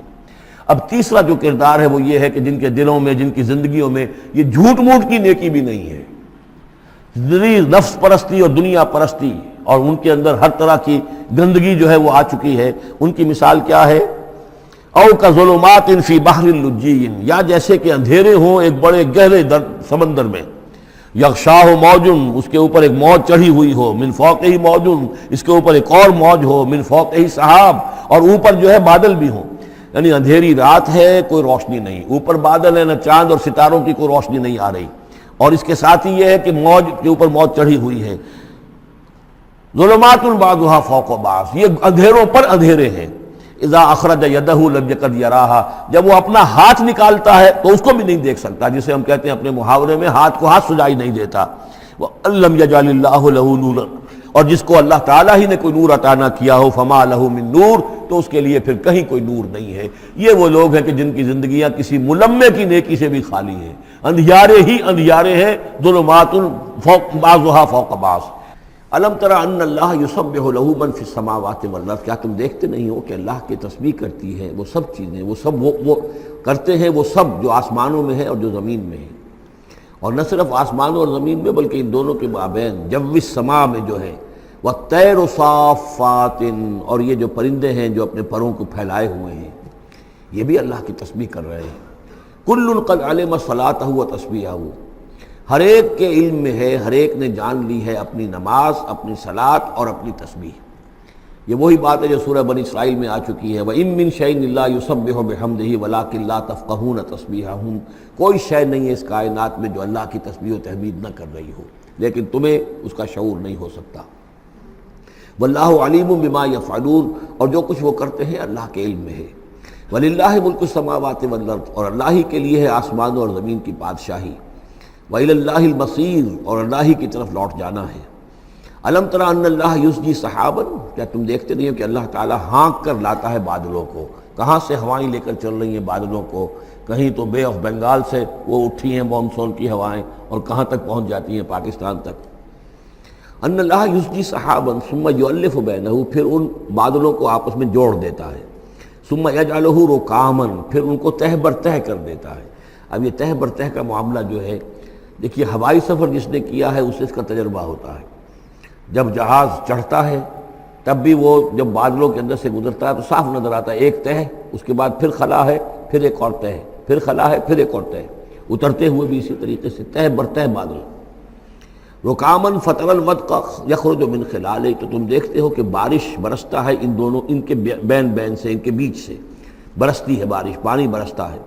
وَيُنَزِّلُ مِنَ السَّمَاءِ مِن جِبَالٍ فِيهَا مِن بَرَدٍ، اور اللہ تعالیٰ اتارتا ہے آسمان سے وہ پہاڑ بھی کہ جن میں وہ اولے ہوتے ہیں، یعنی یہ کہ اولے جو آ رہے ہیں زمین پر تو معلوم ہوتا ہے کہ جیسے ان کے بھی کوئی پہاڑ ہے آسمانوں کے اندر. فَيُصِيبُ بِهِ مَن يَشَاءُ، تو اللہ تعالیٰ یہ اولے برسا دیتا ہے جس پر چاہتا ہے، یعنی جس کی کھیتی برباد اللہ کو کرنی ہوتی ہے کسی سبب سے، اس کی کھیتی کے اوپر یہ اولے جا کے برس جاتے ہیں. وَيَصْرِفُهُ عَن مَن يَشَاءُ، اور ان کا رخ پھیر دیتا ہے جس سے چاہتا ہے. ایسا بھی ہوتا ہے بعض اوقات کہ بالکل ایک کھیت جو ہے وہ بالکل تباہ و برباد ہو گیا ہے اور برابر کا کھیت بالکل ٹھیک ہے، اس کے اوپر کوئی اولا نہیں گرا. یکاد سنا برقہ یذہب بالابصار، اور اس کی جو بجلی کی کوند ہے وہ اس قریب ہے کہ وہ لوگوں کی نگاہوں کو اچک کر لے جائے. یقلب اللہ اللیل والنہار، اللہ تعالیٰ عدلتا بدلتا رہتا ہے دن اور رات کو. ان فی ذلک لعبرۃ لاولی الابصار، یقیناً اس میں دھیان کرنے کا اور سبق سیکھنے کا اور عبرت حاصل کرنے کا مواد ہے ہوش مندوں کے لیے، آنکھ والوں کے لیے، دیکھنے والوں کے لیے. واللہ خلق کل دابۃ من ماء، اور اللہ نے بنائی ہے ہر جاندار چیز اس زمین کے اوپر پانی سے. فمنہم من یمشی علی بطنہ، اب ان جانداروں میں سے جو زمین میں اللہ نے بنائے ہیں وہ بھی ہے کہ جو اپنے پیٹ کے بل پر چلتے ہیں، یہ ریپٹائلز جن کو ہم کہتے ہیں، ریپٹائلز ہیں جو اپنے پیٹ کے بل پر چل رہے ہیں. منہم من یمشی علی رجلین، اور ان میں وہ بھی ہیں کہ جو دو ٹانگوں پر چلتے ہیں. اب ہم بھی انہی میں سے ہیں، اور باقی شمپنزی اور گوریلاز بھی ہیں، اور بھی ایسے ہوں گے کہ جو دو ٹانگوں پر چلتے ہوں. وَمِنْهُمْ مَنْ يَمْشِي عَلَىٰ أَرْبَعٍ، سب سے زیادہ کثیر تعداد جو ہے وہ زمینی حیوانات کے اندر ان کی ہے کہ جو چار پر چلتے ہیں. یخلق اللہ ما یشاء، اللہ تعالیٰ پیدا کرتا ہے جو چاہتا ہے. ان اللہ علی کل شیء قدیر، یقیناً اللہ تعالیٰ ہر چیز پر قادر ہے. اب کافی عرصے کے بعد منافقین کا تذکرہ قرآن مجید میں ہو رہا ہے، چونکہ یہ ہم نے سورہ یونس سے لے کر اور سورہ مومنون تک جو 14 صورتیں پڑھی ہیں ان میں تو سارا معاملہ تھا مشرکین عرب سے، کفار سے، مشرکین سے، ساری بحث ان سے تھی. کہیں کہیں گفتگو کا رخ جو ہے وہ اہل کتاب کی طرف ہوئے سخن، بغیر انہیں باضابطہ خطاب کیے ہوئے، اور یا پھر تیسرا خطاب حضور سے ہے ذاتی، اور حضور کی وصیت سے اہل ایمان کے ساتھ. اور ابھی وہاں نفاق کا کوئی اس قسم کا موجود نہیں تھا معاملہ کہ منافقین کے ساتھ کوئی رد و قضا ہوتی. لیکن یہ تو چونکہ سورہ نازل ہو رہی ہے سن 6 ہجری میں، یہ گویا کہ یوں سمجھیے کہ عین مدنی جو دور ہے اس کا عین وسط ہے. بالکل سن 11 میں حضور کا انتقال ہوا ہے، تو سن 6 یوں سمجھیے کہ ان دونوں کے بالکل وسط کے اندر ہے. یہ بالکل درمیانی دور ہے مدنی دور کا. یہاں پر اب تذکرہ ہو رہا ہے منافقین کا. لقد انزلنا آیات مبینات، ہم نے نازل کی ہیں روشن آیات. واللہ یہدی من یشاء الی صراط مستقیم، اور اللہ تعالیٰ ہدایت دیتا ہے جس کو چاہتا ہے سیدھے راستے کی طرف. وَيَقُولُونَ آمَنَّا بِاللَّهِ، اور کچھ لوگ وہ بھی ہیں جو کہتے ہیں ہم ایمان لائے اللہ پر، وبالرسول، اور اللہ کے رسول پر، وَأَطَعْنَا، اور ہم نے اطاعت قبول کی.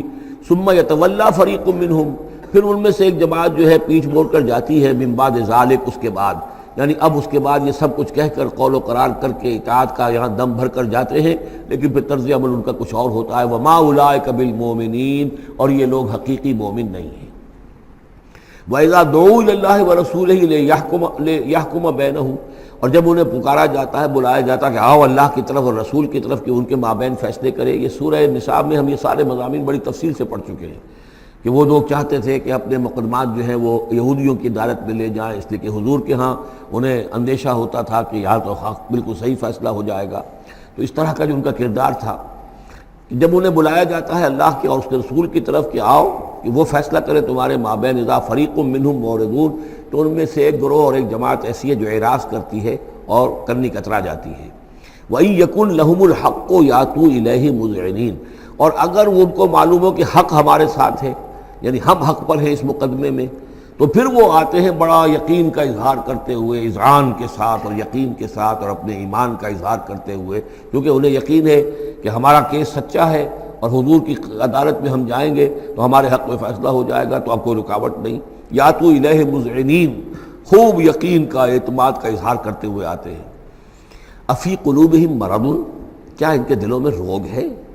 امر تابو، یا یہ شکوک میں مبتلا ہو گئے ہیں؟ ام یخافون ان یحیف اللہ علیہم، یا انہیں یہ اندیشہ ہے کہ اللہ تعالیٰ جو ہے ان کے ساتھ ناانصافی کرے گا، ورسولہ و اس کے رسول، بل اولئک هم الظالمون، نہیں بلکہ حقیقت میں یہی ظالم ہیں۔ ایمان کی اصل حقیقت سے چونکہ یہ محروم ہے، لہذا ساری غلطی ان کے اپنے کردار میں ہے۔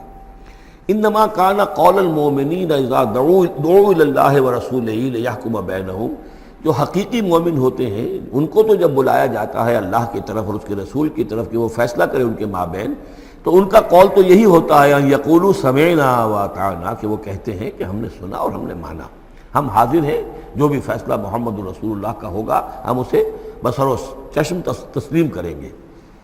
انما کان قول المؤمنین اذا دعوا الی اللہ ورسولہ لیحکم بینہم ان یقولوا سمعنا واطعنا واولئک هم المفلحون، اور یقیناً وہی لوگ ہیں جو پھر فلاح پانے والے ہیں۔ ومن یطع اللہ ورسولہ، اور جو اللہ کی اور اس کے رسول کی اطاعت کرتا ہے، ویخشى اللہ ویتقہ، اور اللہ کا خوف بھی رکھتا ہے اور اس کا تقوی اختیار کرتا ہے، فاولئک هم الفائزون، تو یقیناً وہی لوگ ہیں کہ جو کامیاب ہونے والے ہیں۔ وہ اکثر کہتے ہیں، اللہ تعالیٰ کی قسمیں کھاتے ہیں اپنی امکانی حد تک، لئن امرتہم، اے نبی اگر آپ حکم دیں گے، لَيَخْرُجُنَّ، تو وہ لازماً نکل جائیں گے۔ آپ حکم دے دیا، میں ہم حاضر ہیں، ویسے میری یہ مجبوری ہے، یہ میری تکلیف ہے، یہ مسئلہ ہے، ویسے آپ حکم دیں گے اگر، تو میں بالکل حاضر ہوں۔ یہ آپ کو اب بھی معلوم ہوگا کہ ہماری جماعتی زندگیوں کے اندر یہ مسئلہ ہوتا ہے کہ کوئی امیر ہے، اس نے ایک بات کہی ہے، کھل کر اس نے کہہ دیا ہے کہ میں یہ چاہتا ہوں کہ معاملہ اس طرح کیا جائے۔ اب کچھ لوگ کرنے کتراتے ہیں، اچھا جی اگر آپ حکم دیں گے تو میں کروں گا۔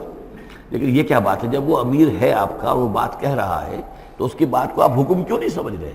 اسی طریقے سے حضور صلی اللہ علیہ وسلم نے جب فرما دیا ہے کہ نکلنا ہے، اب دشمن کے مقابلے کے لیے نکلو، اب آپ چاہتے ہیں پی پی کال کر کے حضور ایک ایک کی خوشامد کریں کہ آئیے آپ ضرور نکلیے، خدا کے لیے ضرور چلیے، یہ حضور کرنے والے نہیں ہیں۔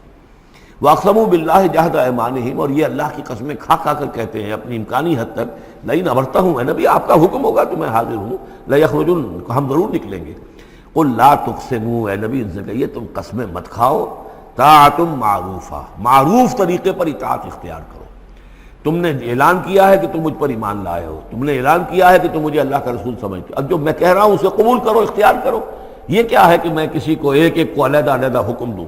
ان اللہ خبیر بما تعملون، یقیناً جو کچھ تم کر رہے ہو اللہ اس سے باخبر ہے۔ قل اطیعوا اللہ واطیعوا الرسول، اے نبی کہہ دیجئے۔ اب دیکھیے نوٹ کر لیجئے، سورہ نساء میں نے تفصیل سے آپ کو بیان کیا تھا کہ منافقین پر تین ہی چیزیں بھاری تھیں۔ نمبر ایک، حضور کی شخصی اطاعت کرنا۔ نمبر دو، جہاد اور قتال کے لیے نکلنا۔ نمبر تین، ہجرت۔ تین ایشوز کے اوپر بڑی تفصیل سے وہاں گفتگو ہو چکی ہے۔ یہاں اطاعت رسول کو جو ہے، جو پہلا مضمون تھا سورہ نساء میں، اسی کو زیادہ موقت کیا جا رہا ہے۔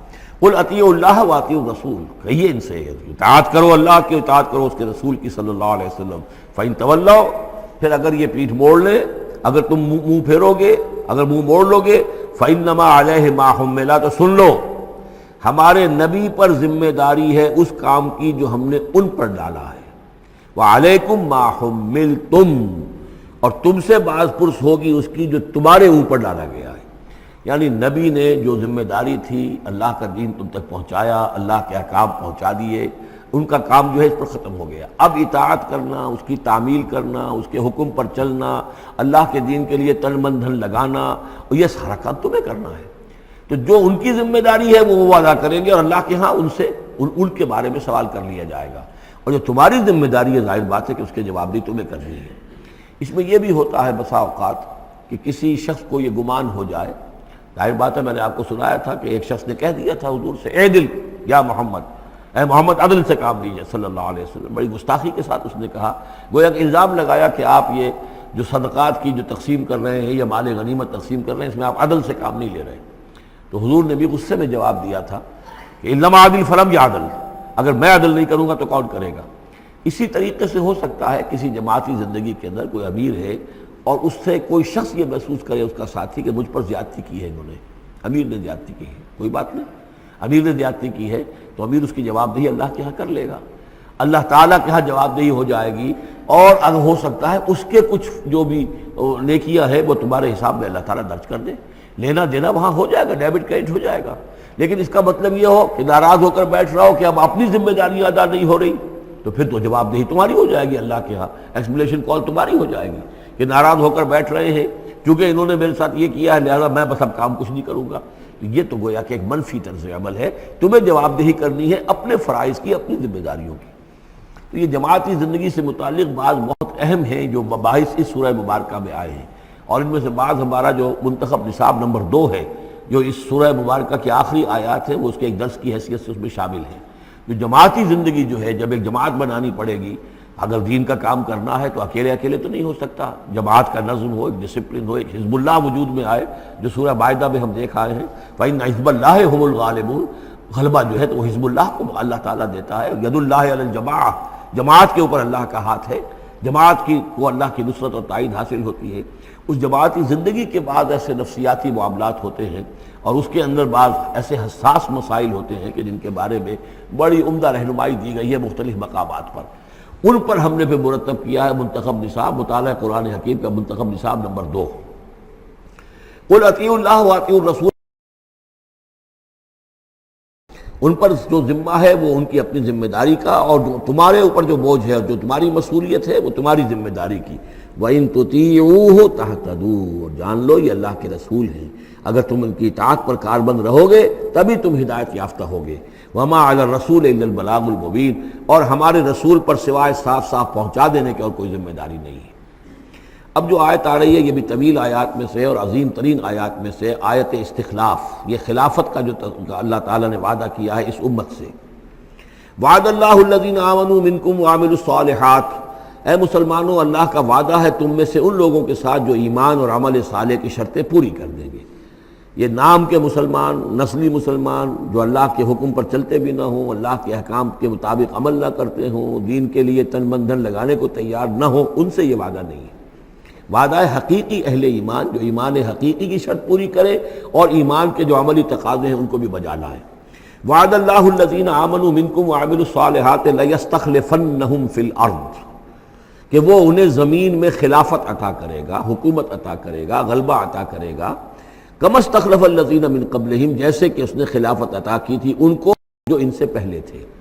حضرت داؤد کو، حضرت طالوت کو، حضرت سلیمان کو جو خلافت دی گئی، بعد میں بھی مکابی حکومت قائم ہوئی ہے، اس میں بھی خلافت قائم ہوئی، تو یہ خلافت جیسے پہلے ہم نے دی تھی سابقہ امت مسلمہ کو، ایسے ہی اے امت محمد صلی اللہ علیہ وسلم تمہیں بھی خلافت دی جائے گی، بشرطے کہ ایمان اور عمل صالح کی یہ 2 شرطیں تم پوری کرو۔ اب یہ خلافت جو ہے اس کو 3 انداز میں یہاں بیان کیا گیا ہے۔ لَيَسْتَخْلِفَنَّهُمْ فِي الْأَرْضِ، انہیں لازماً خلافت دے گا زمین میں، حکومت دے گا، كَمَا اسْتَخْلَفَ الَّذِينَ مِن قَبْلِهِمْ، جیسے کہ خلافت دی تھی اور حکومت دی تھی ان کو کہ جو ان سے پہلے تھے۔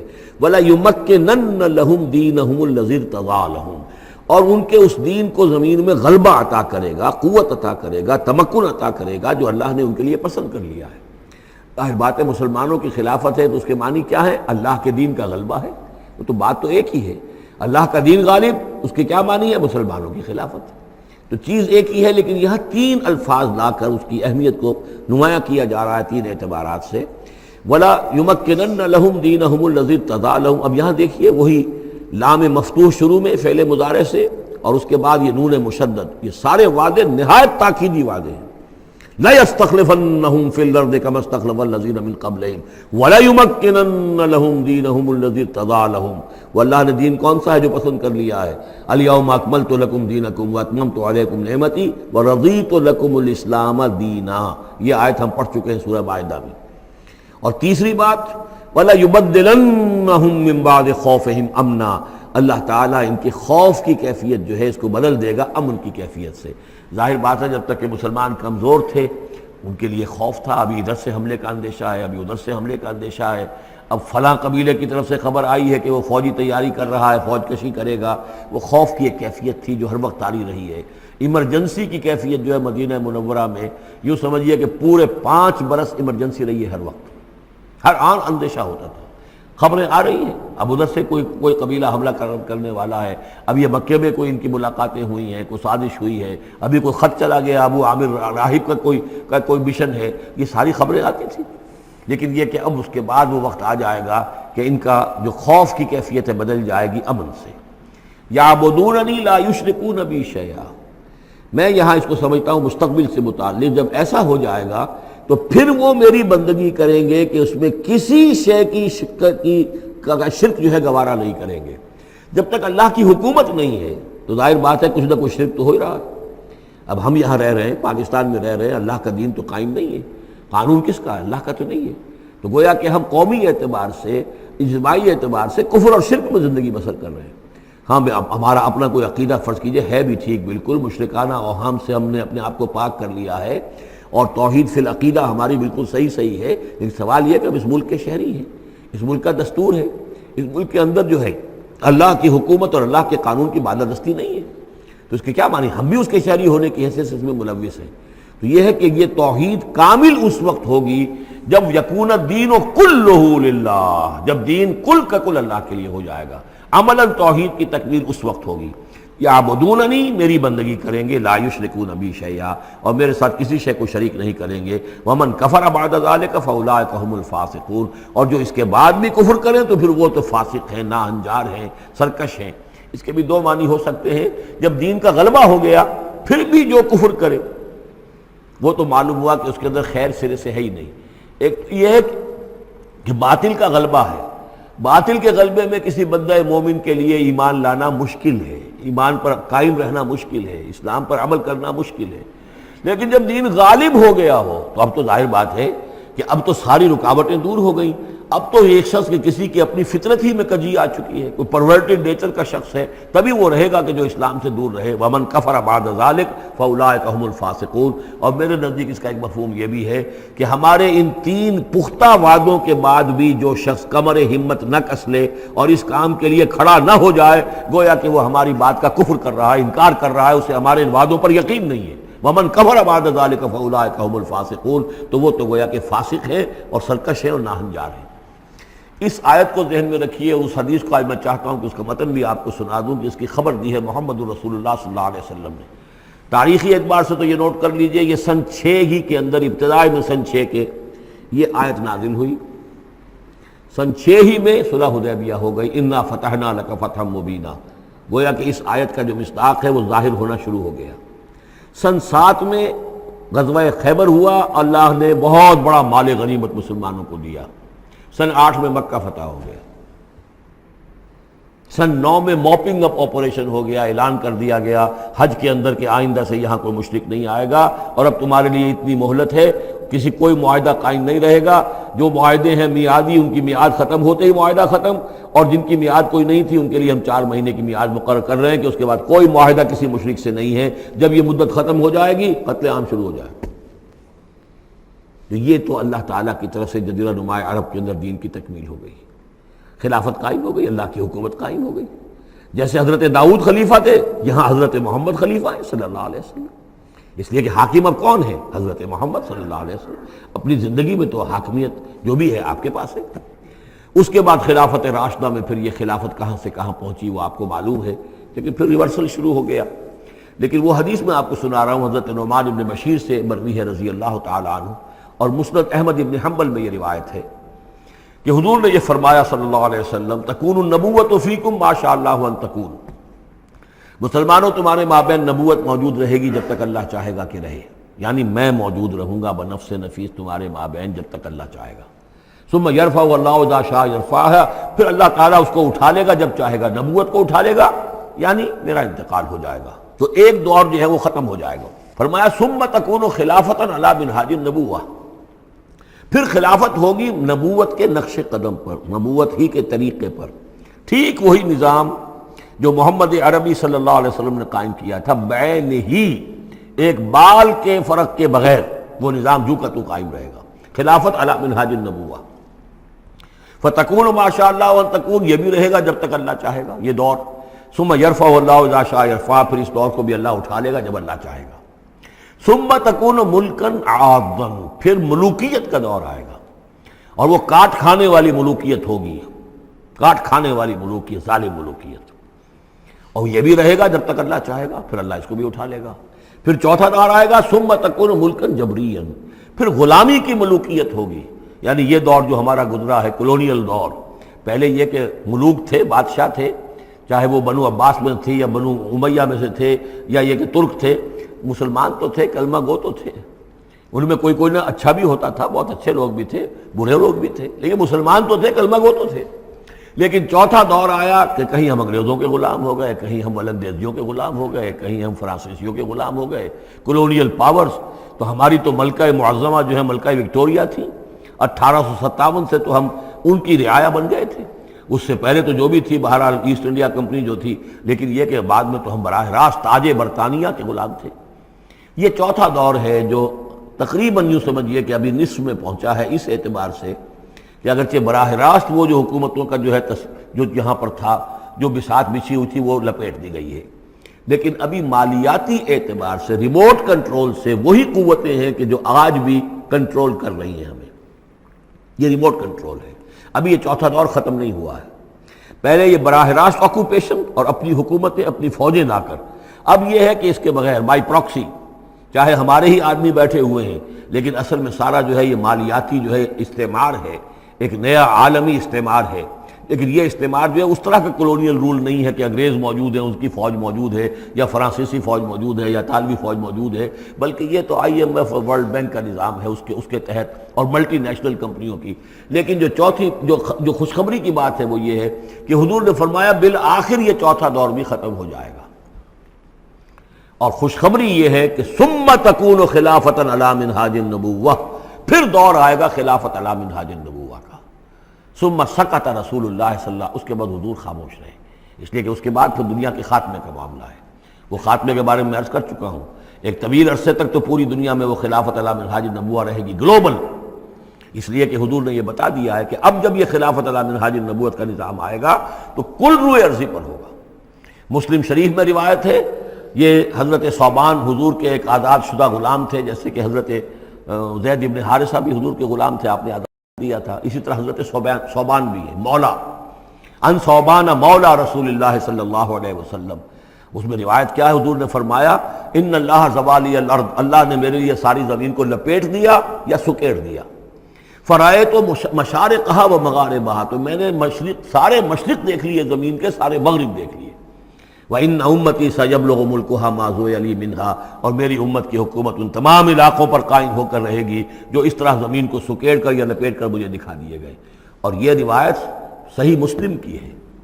اسی طرح کی ایک اور حدیث ہے حضرت مقداد بن الاسود سے رضی اللہ تعالی عنہ کہ اس روئے ارضی پر کوئی گھر اور کوئی خیمہ نہیں بچے گا، یعنی سیٹلڈ جو علاقے ہیں جہاں گھر ہیں، شہر ہیں، گھر بنے ہوئے ہیں، مکان بنے ہوئے ہیں، یا نومیڈک ٹرائبز جہاں بھی ہیں کہ وہ اپنے خیمے لے کے ادھر سے ادھر جاتے رہتے ہیں، نہ کوئی گھر بچے گا، نہ خیمہ جس میں اللہ کا دین داخل نہ ہو جائے۔ بعز عزیز اور ذل ذلیل، یا تو یہ کہ گھر اور خیمے والا اسلام قبول کرے گا، اسلام اس کے گھر میں داخل ہوگا، اس کا بھی اعزاز ہوگا، اور یا وہ گھر والا اسلام قبول نہیں کرے گا لیکن اسلام کی بالادستی جو ہے تسلیم کرنی پڑے گی۔ یؤتوا الجزیۃ عن ید وہم صاغرون، یہ جو ہم پڑھ آئے ہیں سورہ توبہ کے اندر، تو گویا کہ اس کے گھر میں بھی اسلام تو آ گیا لیکن وہ بدبخت جو ہے اسلام کی نعمت سے اور اس کے اعزاز سے محروم رہا۔ یہ ہے وہ خبر کہ جو ہے صحیح احادیث ہیں، اور یہ منطقی طور پر بھی سمجھ لیجئے کہ قرآن مجید میں یہ بات واضح کر دی گئی کہ حضور کو بھیجا گیا غلبہ دین کے لیے، 3 دفعہ فرمایا۔ سورہ توبہ میں ہم پڑھ چکے ہیں، 2 مرتبہ آگے اور آنا ہے، هو الذی ارسل رسولہ بالہدی ودین الحق لیظہرہ علی الدین کلہ، اور 5 مرتبہ فرمایا کہ حضور کو بھیجا گیا پوری نوع انسانی کے لیے۔ اس کی سب سے نمایاں اور سب سے جو لوگوں کے اندر عام طور پر معروف آیت ہے وہ یہ ہے وَمَا أَرْسَلْنَاكَ إِلَّا كَافَّةً لِلنَّاسِ بَشِيرًا وَنَذِيرًا، ویسے ہم پڑھ آئے سورہ انبیاء میں وَمَا أَرْسَلْنَاكَ إِلَّا رَحْمَةً لِلْعَالَمِينَ، اس کا بھی مفہوم یہی ہے، تمام جہان والوں کے لیے ہم نے بھیجا ہے آپ کو رحمت بنا کر، اور ہم نے نہیں بھیجا ہے محمد آپ کو مگر پوری دنیا کے لیے، پوری نوع انسانی کے لیے بشیر اور نذیر بنا کر۔ ان دونوں کو جوڑیں تو اس کا منطقی نتیجہ بھی یہ ہے کہ حضور کی بعثت کا مقصد مکمل ہوگا ہی اس وقت جبکہ کل عالم انسانیت پر دین حق غالب ہو جائے، اور یہ ہو کر رہنا ہے۔ وَمَنْ كَفَرَ بَعْدَ ذَلِكَ فَأُولَٰئِكَ هُمُ الْفَاسِقُونَ وَأَقِیمُوا الصَّلَاةَ وَآتُوا الزَّکَاةَ، اور نماز قائم کرو اور زکوٰۃ ادا کرو، وَأَطِیعُوا الرَّسُولَ لَعَلَّکُمْ تُرْحَمُونَ، رسول کی اطاعت کرو تاکہ تم پر رحم کیا جائے۔ چونکہ روئے سخن منافقین کی طرف ہے، اور میں نے آپ کو بتایا تھا ان پر جو شاخ گزر رہی تھی وہ در حقیقت رسول کی اطاعت تھی۔ بار بار کہتے تھے، یہ اپنے جی سے بات کہہ دیتے ہیں، آیت تو ابھی اتری نہیں، ابھی کوئی آیت تو آئی نہیں، قرآن میں تو ابھی یہ حکم آیا نہیں۔ یہ معاملہ جو ہے ان کو شاق گزر رہا تھا حضور کی اطاعت۔ وَأَقِیمُوا الصَّلَاةَ وَآتُوا الزَّکَاةَ، اور نماز قائم کرو اور زکوٰۃ ادا کرو۔ وَأَطِیعُوا الرَّسُولَ لَعَلَّکُمْ تُرْحَمُونَ، اور اللہ رسول کی اطاعت کرو تاکہ تم پر رحم کیا جائے۔ لَا تَحْسَبَنَّ الَّذِينَ كَفَرُوا مُعْجِزِينَ فِي الْأَرْضِ، یہ کافر یہ نہ سمجھیں کہ وہ اللہ کو تھکا دیں گے یا ہرا دیں گے اس زمین میں۔ وَمَأْوَاهُمُ النَّارُ، ان کا ٹھکانہ آگ ہے، وَلَبِئْسَ الْمَصِيرُ، اور بہت برا ٹھکانہ ہے۔ یا ایھا الذین آمنوا لیستأذنکم الذین ملکت ایمانکم، اب وہی جو سماجی احکام کچھ دیے گئے تھے کہ اذن لیے بغیر تم داخل نہ ہو گھر میں، اور اس طرح کے آداب جو ہیں معاشرتی، ان کے ضمن میں مزید احکام آ رہے ہیں۔ یہ سورہ مبارکہ کی ترتیب یہ ہے، یوں سمجھیے کہ جیسے کوئی انگوٹھی ہو اور بڑا سا ہیرا جو ہے لگا ہوا ہے، دونوں طرف جو ہے وہ اس کا پتلے سائڈ سے یہ ہار ہے، اور اس کے نیچے جو ہے درمیان میں کوئی بڑا ہیرا ہے، دوسری طرف موتی ہے۔ اس کے بالکل وسط میں 5واں رکوع ہے، یہ اللہ نور السماوات والارض مثل نورہ کمشکاۃ فیہا مصباح، اور آیت نمبر 35 وہ عظیم کوہ نور ہیرے کے مانند ہے۔ پھر دونوں طرف جو ہے یہ مضامین ہیں، کچھ ادھر ہیں سماجی احکام، کچھ ادھر ہیں سماجی احکام، اور اس طریقے سے یہ ایک عظیم بہت خوبصورت ہار کی شکل بن گئی۔ لیستأذنکم الذین ملکت ایمانکم، چاہیے کہ جو تمہارے غلام ہیں اور باندیاں ہیں وہ بھی اجازت لے کے اندر داخل ہوا کریں۔ والذین لم یبلغوا الحلم، اور وہ لوگ بھی تمہارے کہ جو کہ ابھی وہ بالغ نہیں ہوئے ہیں، وہ بچے بھی، منکم ثلاث مرات، 3 اوقات دن رات کے ایسے ہیں کہ جن میں خاص طور پر جو پرائیویسی کا اہتمام ہونا چاہیے، اور اس میں یہ کہ کوئی بھی اجازت لیے بغیر بچے بھی نہ جائیں۔ من قبل صلاۃ الفجر، ایک تو فجر کی نماز سے قبل، وحین تضعون ثیابکم من الظہیرۃ، اور جو تم ظہر کے وقت ظہیرہ جس کو کہتے ہیں، اپنے کپڑے ذرا اتار کے سستاتے ہو، قیلولہ کرتے ہو، ہلکے کپڑوں کے اندر انسان لیٹتا ہے۔ ومن بعد صلاۃ العشاء، اور نماز عشاء کے بعد۔ ثلاث عورات لکم، یہ 3 اوقات تمہارے پردے کے اوقات ہیں، یہ تمہاری خاص پرائیویسی کے اوقات ہیں۔ لیس علیکم ولا علیہم جناح بعدہن، ان کے علاوہ عام حالات میں کوئی حرج نہیں ہے، بعدہن کہ وہ یعنی وہی تمہارے ملازم ہیں، تمہارے غلام ہیں یا باندیاں ہیں، یا اسی طریقے سے تمہارے بچے ہیں۔ طوافون علیکم بعضکم علی بعض، وہ آئیں جائیں گھروں کے اندر، ظاہر بات ہے کہ اس کمرے میں آئے ہیں، اس میں گئے ہیں، اس میں کوئی حرج نہیں ہے کہ وہ آئیں جائیں اور پھریں۔ کذالک یبین اللہ لکم الآیات، اسی طرح اللہ تعالیٰ تمہارے لیے اپنی آیات واضح کر رہا ہے، واللہ علیم حکیم، اور اللہ تعالیٰ علیم اور حکیم ہے۔ وَإِذَا بَلَغَ الْأَطْفَالُ مِنْكُمُ الْحُلُمَ، اور جب تمہارے بچے جو ہیں، جو لڑکے ہیں، وہ بھی بالغ ہو جائیں، انہیں سب سمجھ آ جائے، جو بھی معاملات ہیں دونوں شوق کے، فَلْيَسْتَأْذِنُوا كَمَا اسْتَأْذَنَ الَّذِينَ مِنْ قَبْلِهِمْ، تو پھر وہ بھی اذن لے کر اسی طرح داخل ہوا کریں جیسے کہ پہلا حکم آیا تھا کہ اذن لیے بغیر گھر میں داخل نہ ہو۔ کذالک یبین اللہ لکم آیاتہ، اس طرح اللہ تعالیٰ تمہارے لیے اپنی آیات کو واضح کر رہا ہے، واللہ علیم حکیم، اللہ علیم اور حکیم ہے۔ والقواعد من النساء اللاتی لا یرجون نکاحا، اور وہ عورتیں تمہارے میں سے، تمہاری خواتین میں سے کہ جو اب بیٹھ رہی ہوں، یعنی لا یرجون نکاحا، اب وہ نکاح کی امیدوار نہ ہوں، ایک خاص عمر سے گزر چکی ہیں، اب کوئی نکاح وغیرہ کرنے کا سوال نہیں ہے، بیوہ ہیں یا کچھ اور جو بھی معاملہ ہے، لیکن یہ کہ بہرحال اب معمر ہو چکی ہیں، فَلَيْسَ عَلَيْهِنَّ جُنَاحٌ أَن يَضَعْنَ ثِيَابَهُنَّ، تو ان کے اوپر کوئی حرج نہیں ہے کہ وہ جو اپنے اضافی کپڑے ہیں وہ اتار دیا کریں، یعنی بڑی چادر لے کر ہی نکلنا ان کے لیے وہ لازم نہیں ہوگا، یا اگر اپنے گھروں کے اندر بیٹھ کر وہ جو اوڑھنیاں ہیں ان کو مکل مارنے کی جو ان کی پابندی دوسری خواتین پر ہے، اس میں ان کے لیے درد بھی ہو سکتی ہے، اس لیے کہ اب وہ اس عمر سے گزر چکی ہیں۔ والقواعد من النساء اللاتي لا يرجون نکاحا فليس عليهن جناح ان يضعن ثيابهن غير متبرجات بزینہ، لیکن ان کی نیت یہ نہ ہو کہ وہ اپنی زینت کو وہ ظاہر کریں اور لوگوں کی نگاہوں میں لائیں، نیت کا معاملہ جو ہے وہ دوسرا ہے۔ وَأَن يَسْتَعْفِفْنَ خَيْرٌ لَهُنَّ، اور اگر وہ اس معاملے میں احتیاط ہی کریں تو بہتر ہے، اس رعایت سے فائدہ نہ اٹھائیں تو بہتر ہے، اس لیے کہ شیطان جو ہے وہ ہر وقت طاق میں لگا رہتا ہے، نہ معلوم کس وقت اس کے دل میں کیا خیال پیدا کر دے۔ واللہ سمیع علیم، اور اللہ سب کچھ سننے والا اور جاننے والا ہے۔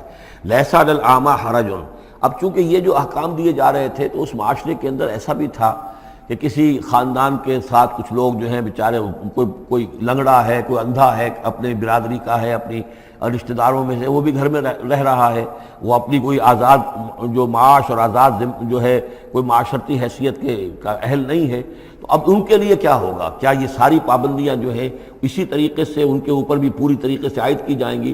تو ان کے ضمن میں کہا جا رہا ہے کہ وہ اگر تمہارے گھروں میں رہے تو کوئی حرج نہیں ہے۔ لیس علی الاعمی حرج، کوئی کسی اندھے کے اوپر کوئی حرج نہیں ہے، کوئی تکلیف نہیں ہے، ولا علی الاعرج حرج، اور نہ ہی کسی لنگڑے پر، ولا علی المریض، اور نہ بیمار پر، حرج، ولا علی انفسکم، نہ تمہارے اوپر کوئی اس میں کوئی تنگی ہے، ان تاکلوا من بیوتکم و بیوت آبائکم، کہ تم کھانا کھایا کرو اپنے گھروں سے، اپنے باپوں کے گھروں سے، اور بیوت امہاتکم، یا اپنی ماؤں کے گھروں سے، اور بیوت اخوانکم، اپنے بھائیوں کے گھروں سے، اور بیوت اخواتکم، یا اپنی بہنوں کے گھروں سے، اور بیوت اعمامکم، یا اپنے چچاؤں کے گھروں سے، اور بیوت عماتکم، یا اپنی پھوپھیوں کے گھروں سے، اور بیوت اخوالکم، یا اپنے ماموں کے گھروں سے، اور بیوت خالاتکم، یا اپنی خالاؤں کے گھروں سے، او ما ملکت مفاتحہ، یا یہ کہ جس کی کنجیاں تمہارے ہاتھ میں ہے، کارخانہ ہے، اس کے مالک ہی تم ہو، وہاں جاؤ اور وہاں پر جا کر تم کھانا پینا ہو تو کھاؤ، اور صدیقکم، یا تمہارے اپنے دوست ہیں اس کے گھر سے، لیس علیکم جناح ان تاکلوا، کوئی حرج نہیں ہے تم پر اس میں، ان تاکلوا جمیعاً، کہ سب مل کر کھاؤ، او اشتاتا، یا علیحدہ علیحدہ کھاؤ۔ اس کو خامخواہ بعض لوگوں نے عورتوں اور مردوں کے اوپر وہ جو ہے اس کا انطباق کر دیا ہے کہ چاہیں تو عورت اور مرد مل کر کھائیں اور چاہیں تو وہ علیحدہ علیحدہ کھائیں۔ یہاں مراد یہ ہے کہ بسا اوقات ایسے مواقع پر انتظار میں بڑی دقت ہوتی ہے، جیسے آج کل آپ کو معلوم ہے کہ ولیمہ ہے اور ٹائم دے رکھا ہے 9 بجے کا اور 12 بج رہے ہیں رات کے، لڑکی والے تو آئے نہیں ہیں اس لیے ولیمہ ہو نہیں سکتا، بیٹھے ہوئے لوگ سوکھ رہے ہیں، کیا ضرورت ہے؟ جو آئے ہیں وہ کھائیں اور جائیں۔ لہذا یہ نہیں ہے کہ سب کے سب جمع ہو کر ہی اور ایک ہی جمعیت ہو تبھی وہ کھائیں، بلکہ یہ کہ اپنی ضرورت کے تحت جیسے بھی ہو، اگر سب مل جل کر بیٹھ کر کھائیں تب بھی کوئی حرج نہیں، اور اگر علیحدہ علیحدہ گروپس کے اندر یہ کھا لیا جائے تب بھی کوئی حرج نہیں۔ یہ مجلسی احکام جو دیے جا رہے ہیں اس سے مراد یہ نہیں ہے کہ سطر اور حجاب کے احکام بھی یہاں پہ ٹوٹ جائیں گے، اور یہاں پر جو ہے گھریلو جو ہے اگر پارٹیز کو تھرو کی گئی ہیں تو اس میں کوئی پردے وردے کی حاجت نہیں ہے، اس میں مرد اور عورتیں جو ہیں وہ مخلوط طور پر شریک ہو جائیں، معاذ اللہ، یہ مراد نہیں۔ فَإِذَا دَخَلْتُمْ بُيُوتًا فَسَلِّمُوا عَلَىٰ أَنفُسِكُمْ، پھر جب تم گھروں میں داخل ہو تو اپنے آپ پر سلام بھیجا کرو، یعنی انفسکم سے مراد ہے گھر میں رہنے والے جو ہیں وہ تمہارے ہی میں سے ہیں، تمہارے رشتہ دار ہیں، عزیز ہیں، یا تمہارے اپنے گھر میں بھی داخل ہو تو السلام علیکم کہو۔ تحیۃ من عند اللہ مبارکۃ طیبۃ، یہ دعا ہے اللہ کے پاس سے، اللہ نے تمہیں سکھائی ہے السلام علیکم، اور یہ مبارک بھی ہے اور پاک بھی ہے۔ کذالک یبین اللہ لکم الآیات لعلکم تعقلون، اسی طرح اللہ تعالیٰ تمہارے لیے اپنی آیات کو واضح کر رہا ہے، کھول کر بیان کر رہا ہے تاکہ تم عقل سے کام لو۔ اب آخری جو رکوع ہے اس کا، اس سورہ مبارکہ کا، اور اس کی کل 3 آیات ہیں، یہ خالص جماعتی زندگی، وہ جو جہاد اور قتال کے لیے یا کسی اور اجتماعی کام کے لیے حضور جب نکلتے تھے اور اہل ایمان آپ کے ساتھ ہیں، اس وقت کیا صورتحال ہونی چاہیے۔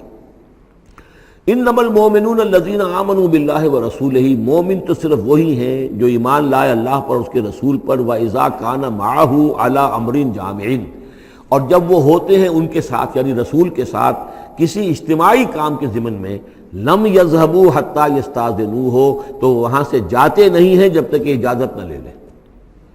اب آپ نکلے ہیں کسی کام کے لیے، ایک نفری ہے آپ کے ساتھ، لیکن یہ کہ کوئی کہیں کھسک جائے کوئی کہیں کھسک جائے تو یہ تو صحیح نہیں ہے۔ وہ تو یہ ہے کہ اب اس اجتماعی نظم کا تقاضا یہ ہے کہ اب جہاں بھی وہاں سے کوئی عذر پیش آ گیا ہے، کوئی ایسی مجبوری ہے، کوئی جانا ہے تو اجازت لے کر جائیں۔ علی امر جامع لم یذهبوا حتى یستأذنوہ، جب تک کہ اذن نہ لے لیں۔ ان الذین یستأذنونک اولئک الذین یؤمنون باللہ ورسولہ، یقیناً جو اے نبی جو لوگ آپ سے اجازت لیتے ہیں وہی ہیں کہ جو ایمان رکھتے ہیں اللہ پر، اس کے رسول پر۔ فإذا استأذنوک، پھر جب وہ آپ سے کوئی اجازت مانگے، رخصت مانگے، لبعض شانہم، اپنی کسی عذر کی وجہ سے، فأذن لمن شئت منہم، تو اجازت دے دیجئے جسے آپ چاہیں۔ مطلب یہ ہے کہ جو لیڈر ہے، جو اس وقت سپہ سالار ہے، اسے معلوم ہے سچویشن کیسی ہے، میرے پاس پہلے ہی میرے پاس کوئی اضافی نفری ہے جس میں سے میں کسی کو ریلیو کر سکتا ہوں، یا پہلے ہی میرے پاس کم نفری ہے، اس میں کسی اور کی کمی جو ہے وہ اور زیادہ خطرناک ہو جائے گی نتائج کے اعتبار سے۔ لہذا یہ نہیں ہے کہ صاحب میں نے اجازت طلب کی تو مجھے اجازت ملنی چاہیے، یہ نہیں، اجازت کیا ہوئی پھر؟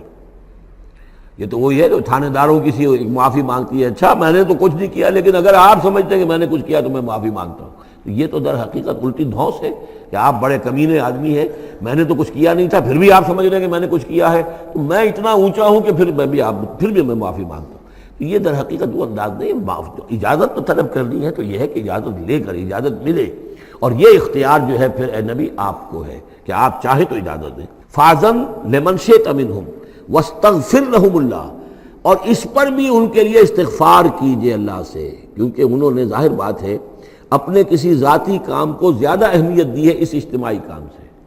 یہ اجتماعی کام نبی کا ذاتی نہیں ہے، یہ دین کا کام ہے، اللہ کے دین کا کام ہے۔ دین کو غالب کرنا فرض منصبی اللہ کی طرف سے ہے ان پر، لہذا اس کے لیے تم ان کے ساتھ نکلے ہو۔ لہذا یہاں پر جو ہے اب اگر تم نے اپنے ذاتی کام کو اس دین کے کام سے اہم تر سمجھا ہے تبھی تو یہاں سے رخصت لے کر جا رہے ہو۔ یہ خود ایک ہلکی بات ہے، گویا کہ تم نے دین کے کام کو کمتر سمجھا ہے اللہ کے کام اپنے کام سے، اور اس کو اہمیت زیادہ دی ہے۔ لہذا استغفار، اے نبی ان کے لیے استغفار کیجئے، واستغفر لهم اللہ، اور ان کے لیے استغفار کیجئے، ان اللہ غفور الرحیم، یقیناً اللہ تعالیٰ غفور الرحیم ہے۔ ایک بات البتہ نوٹ کر لیجئے کہ یہ مضمون جب سورہ توبہ میں آیا ہے تو اس سے اگلا قدم ہے۔ یہ چونکہ ہے سن 6، وہ ہے سن 9، 3 سال میں فرق کیا واقع ہوا؟ ابھی تو فرمایا گیا ہے کہ جو اجازت لے کر جاتا ہے نبی وہ وہی ہے کہ جو واقعی ایمان رکھتا ہے، لیکن وہاں فرمایا گیا جو ایمان رکھتے ہیں وہ اجازت لیتے ہی نہیں۔ وہ جو موقع تھا وہ تھا نفیر عام کا موقع، وہ موقع تھا نہایت ہی یوں سمجھیے ایمرجنسی کا موقع۔ اس موقع پر اجازت طلب کرنا ہی در حقیقت اس بات کی علامت تھی کہ یہ منافق ہے، لہذا وہاں روکا گیا۔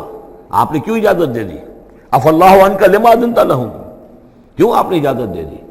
آپ کی اجازت آپ نہ دیتے تب بھی انہوں نے جانا نہیں تھا، تو ان کا جو نفاق کا پردہ چاک تو ہو جاتا نا، ان کی حقیقت تو کھل جاتی۔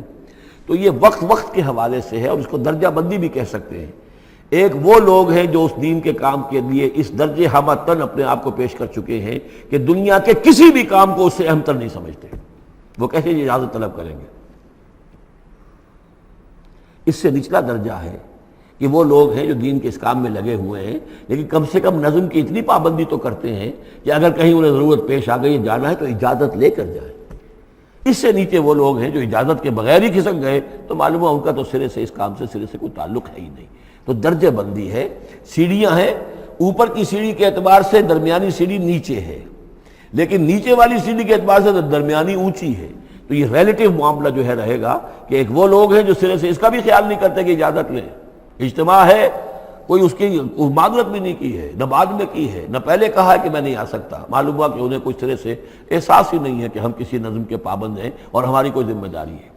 اس سے بہتر کم سے کم وہ لوگ ہیں کہ جو اپنا عذر پیش کر دیتے ہیں، اجازت لے لیتے ہیں۔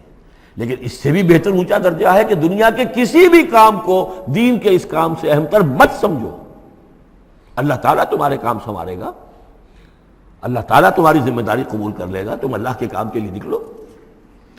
لا تجعلوا دعاء الرسول بینکم کدعاء بعضکم بعضا، تم یہ رسول کا بلانا اپنے مابین ایسے نہ سمجھ لو جیسے تمہارا آپس میں ایک دوسرے کو بلانا ہوتا ہے۔ بلانا یہ بھی ہے، آپ نے کسی کو دعوت دی، میرے گھر آئیے کھانا کھائیے، رسول نے دعوت دی، کیا یہ برابر ہو جائے گا معاملہ؟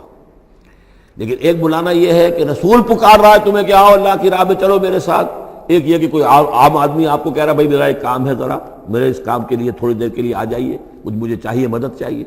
تو زمین و آسمان کا فرق ہو گیا۔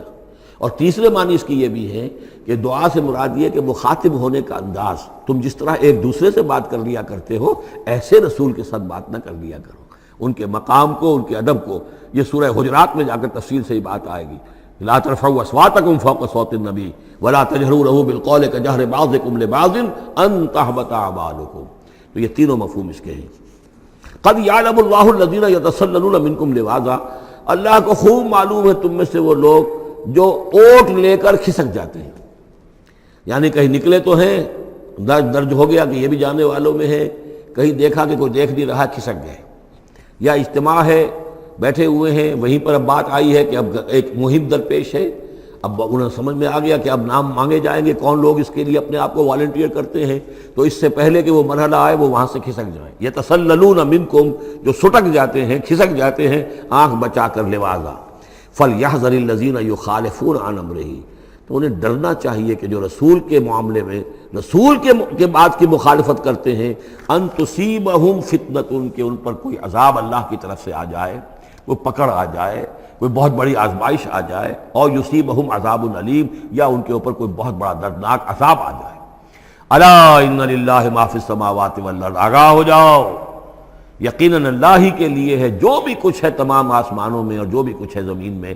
قد یعلم ما انتم علیہ، اللہ خوب جانتا ہے کہ تم کس مقام پر کھڑے ہو، تمہاری حیثیت کیا ہے، حقیقت کیا ہے، ایمان کتنا ہے، کتنے پانی میں ہو، تمہارے اعمال کیسے ہیں. ما انتم علیہ، جس حال میں تم ہو اللہ خوب جانتا ہے. وَيَوْمَ يُرْجَعُونَ إِلَيْهِ، اور جس دن کہ وہ لوٹائے جائیں گے اللہ کی طرف. فَيُنَبِّئُهُم بِمَا عَمِلُوا، تو اللہ تعالیٰ ان کو جتلا دے گا جو کچھ کے عمل انہوں نے کیے ہوں گے. واللہ بکل شیء علیم، اور اللہ ہر چیز کا علم رکھنے والا ہے.